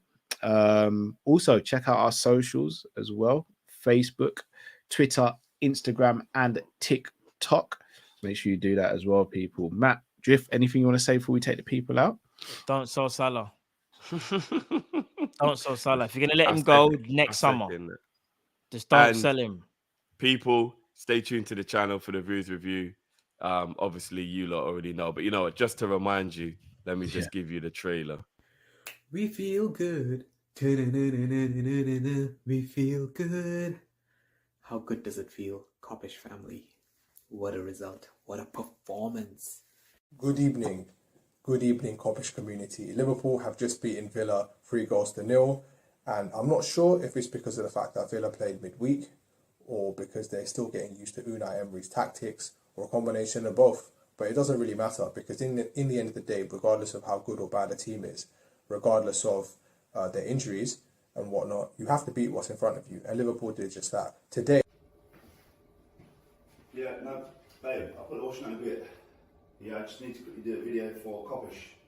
Kopish. Matt, Drifty, Cal. Oh, we're legends. Yeah, Kopish.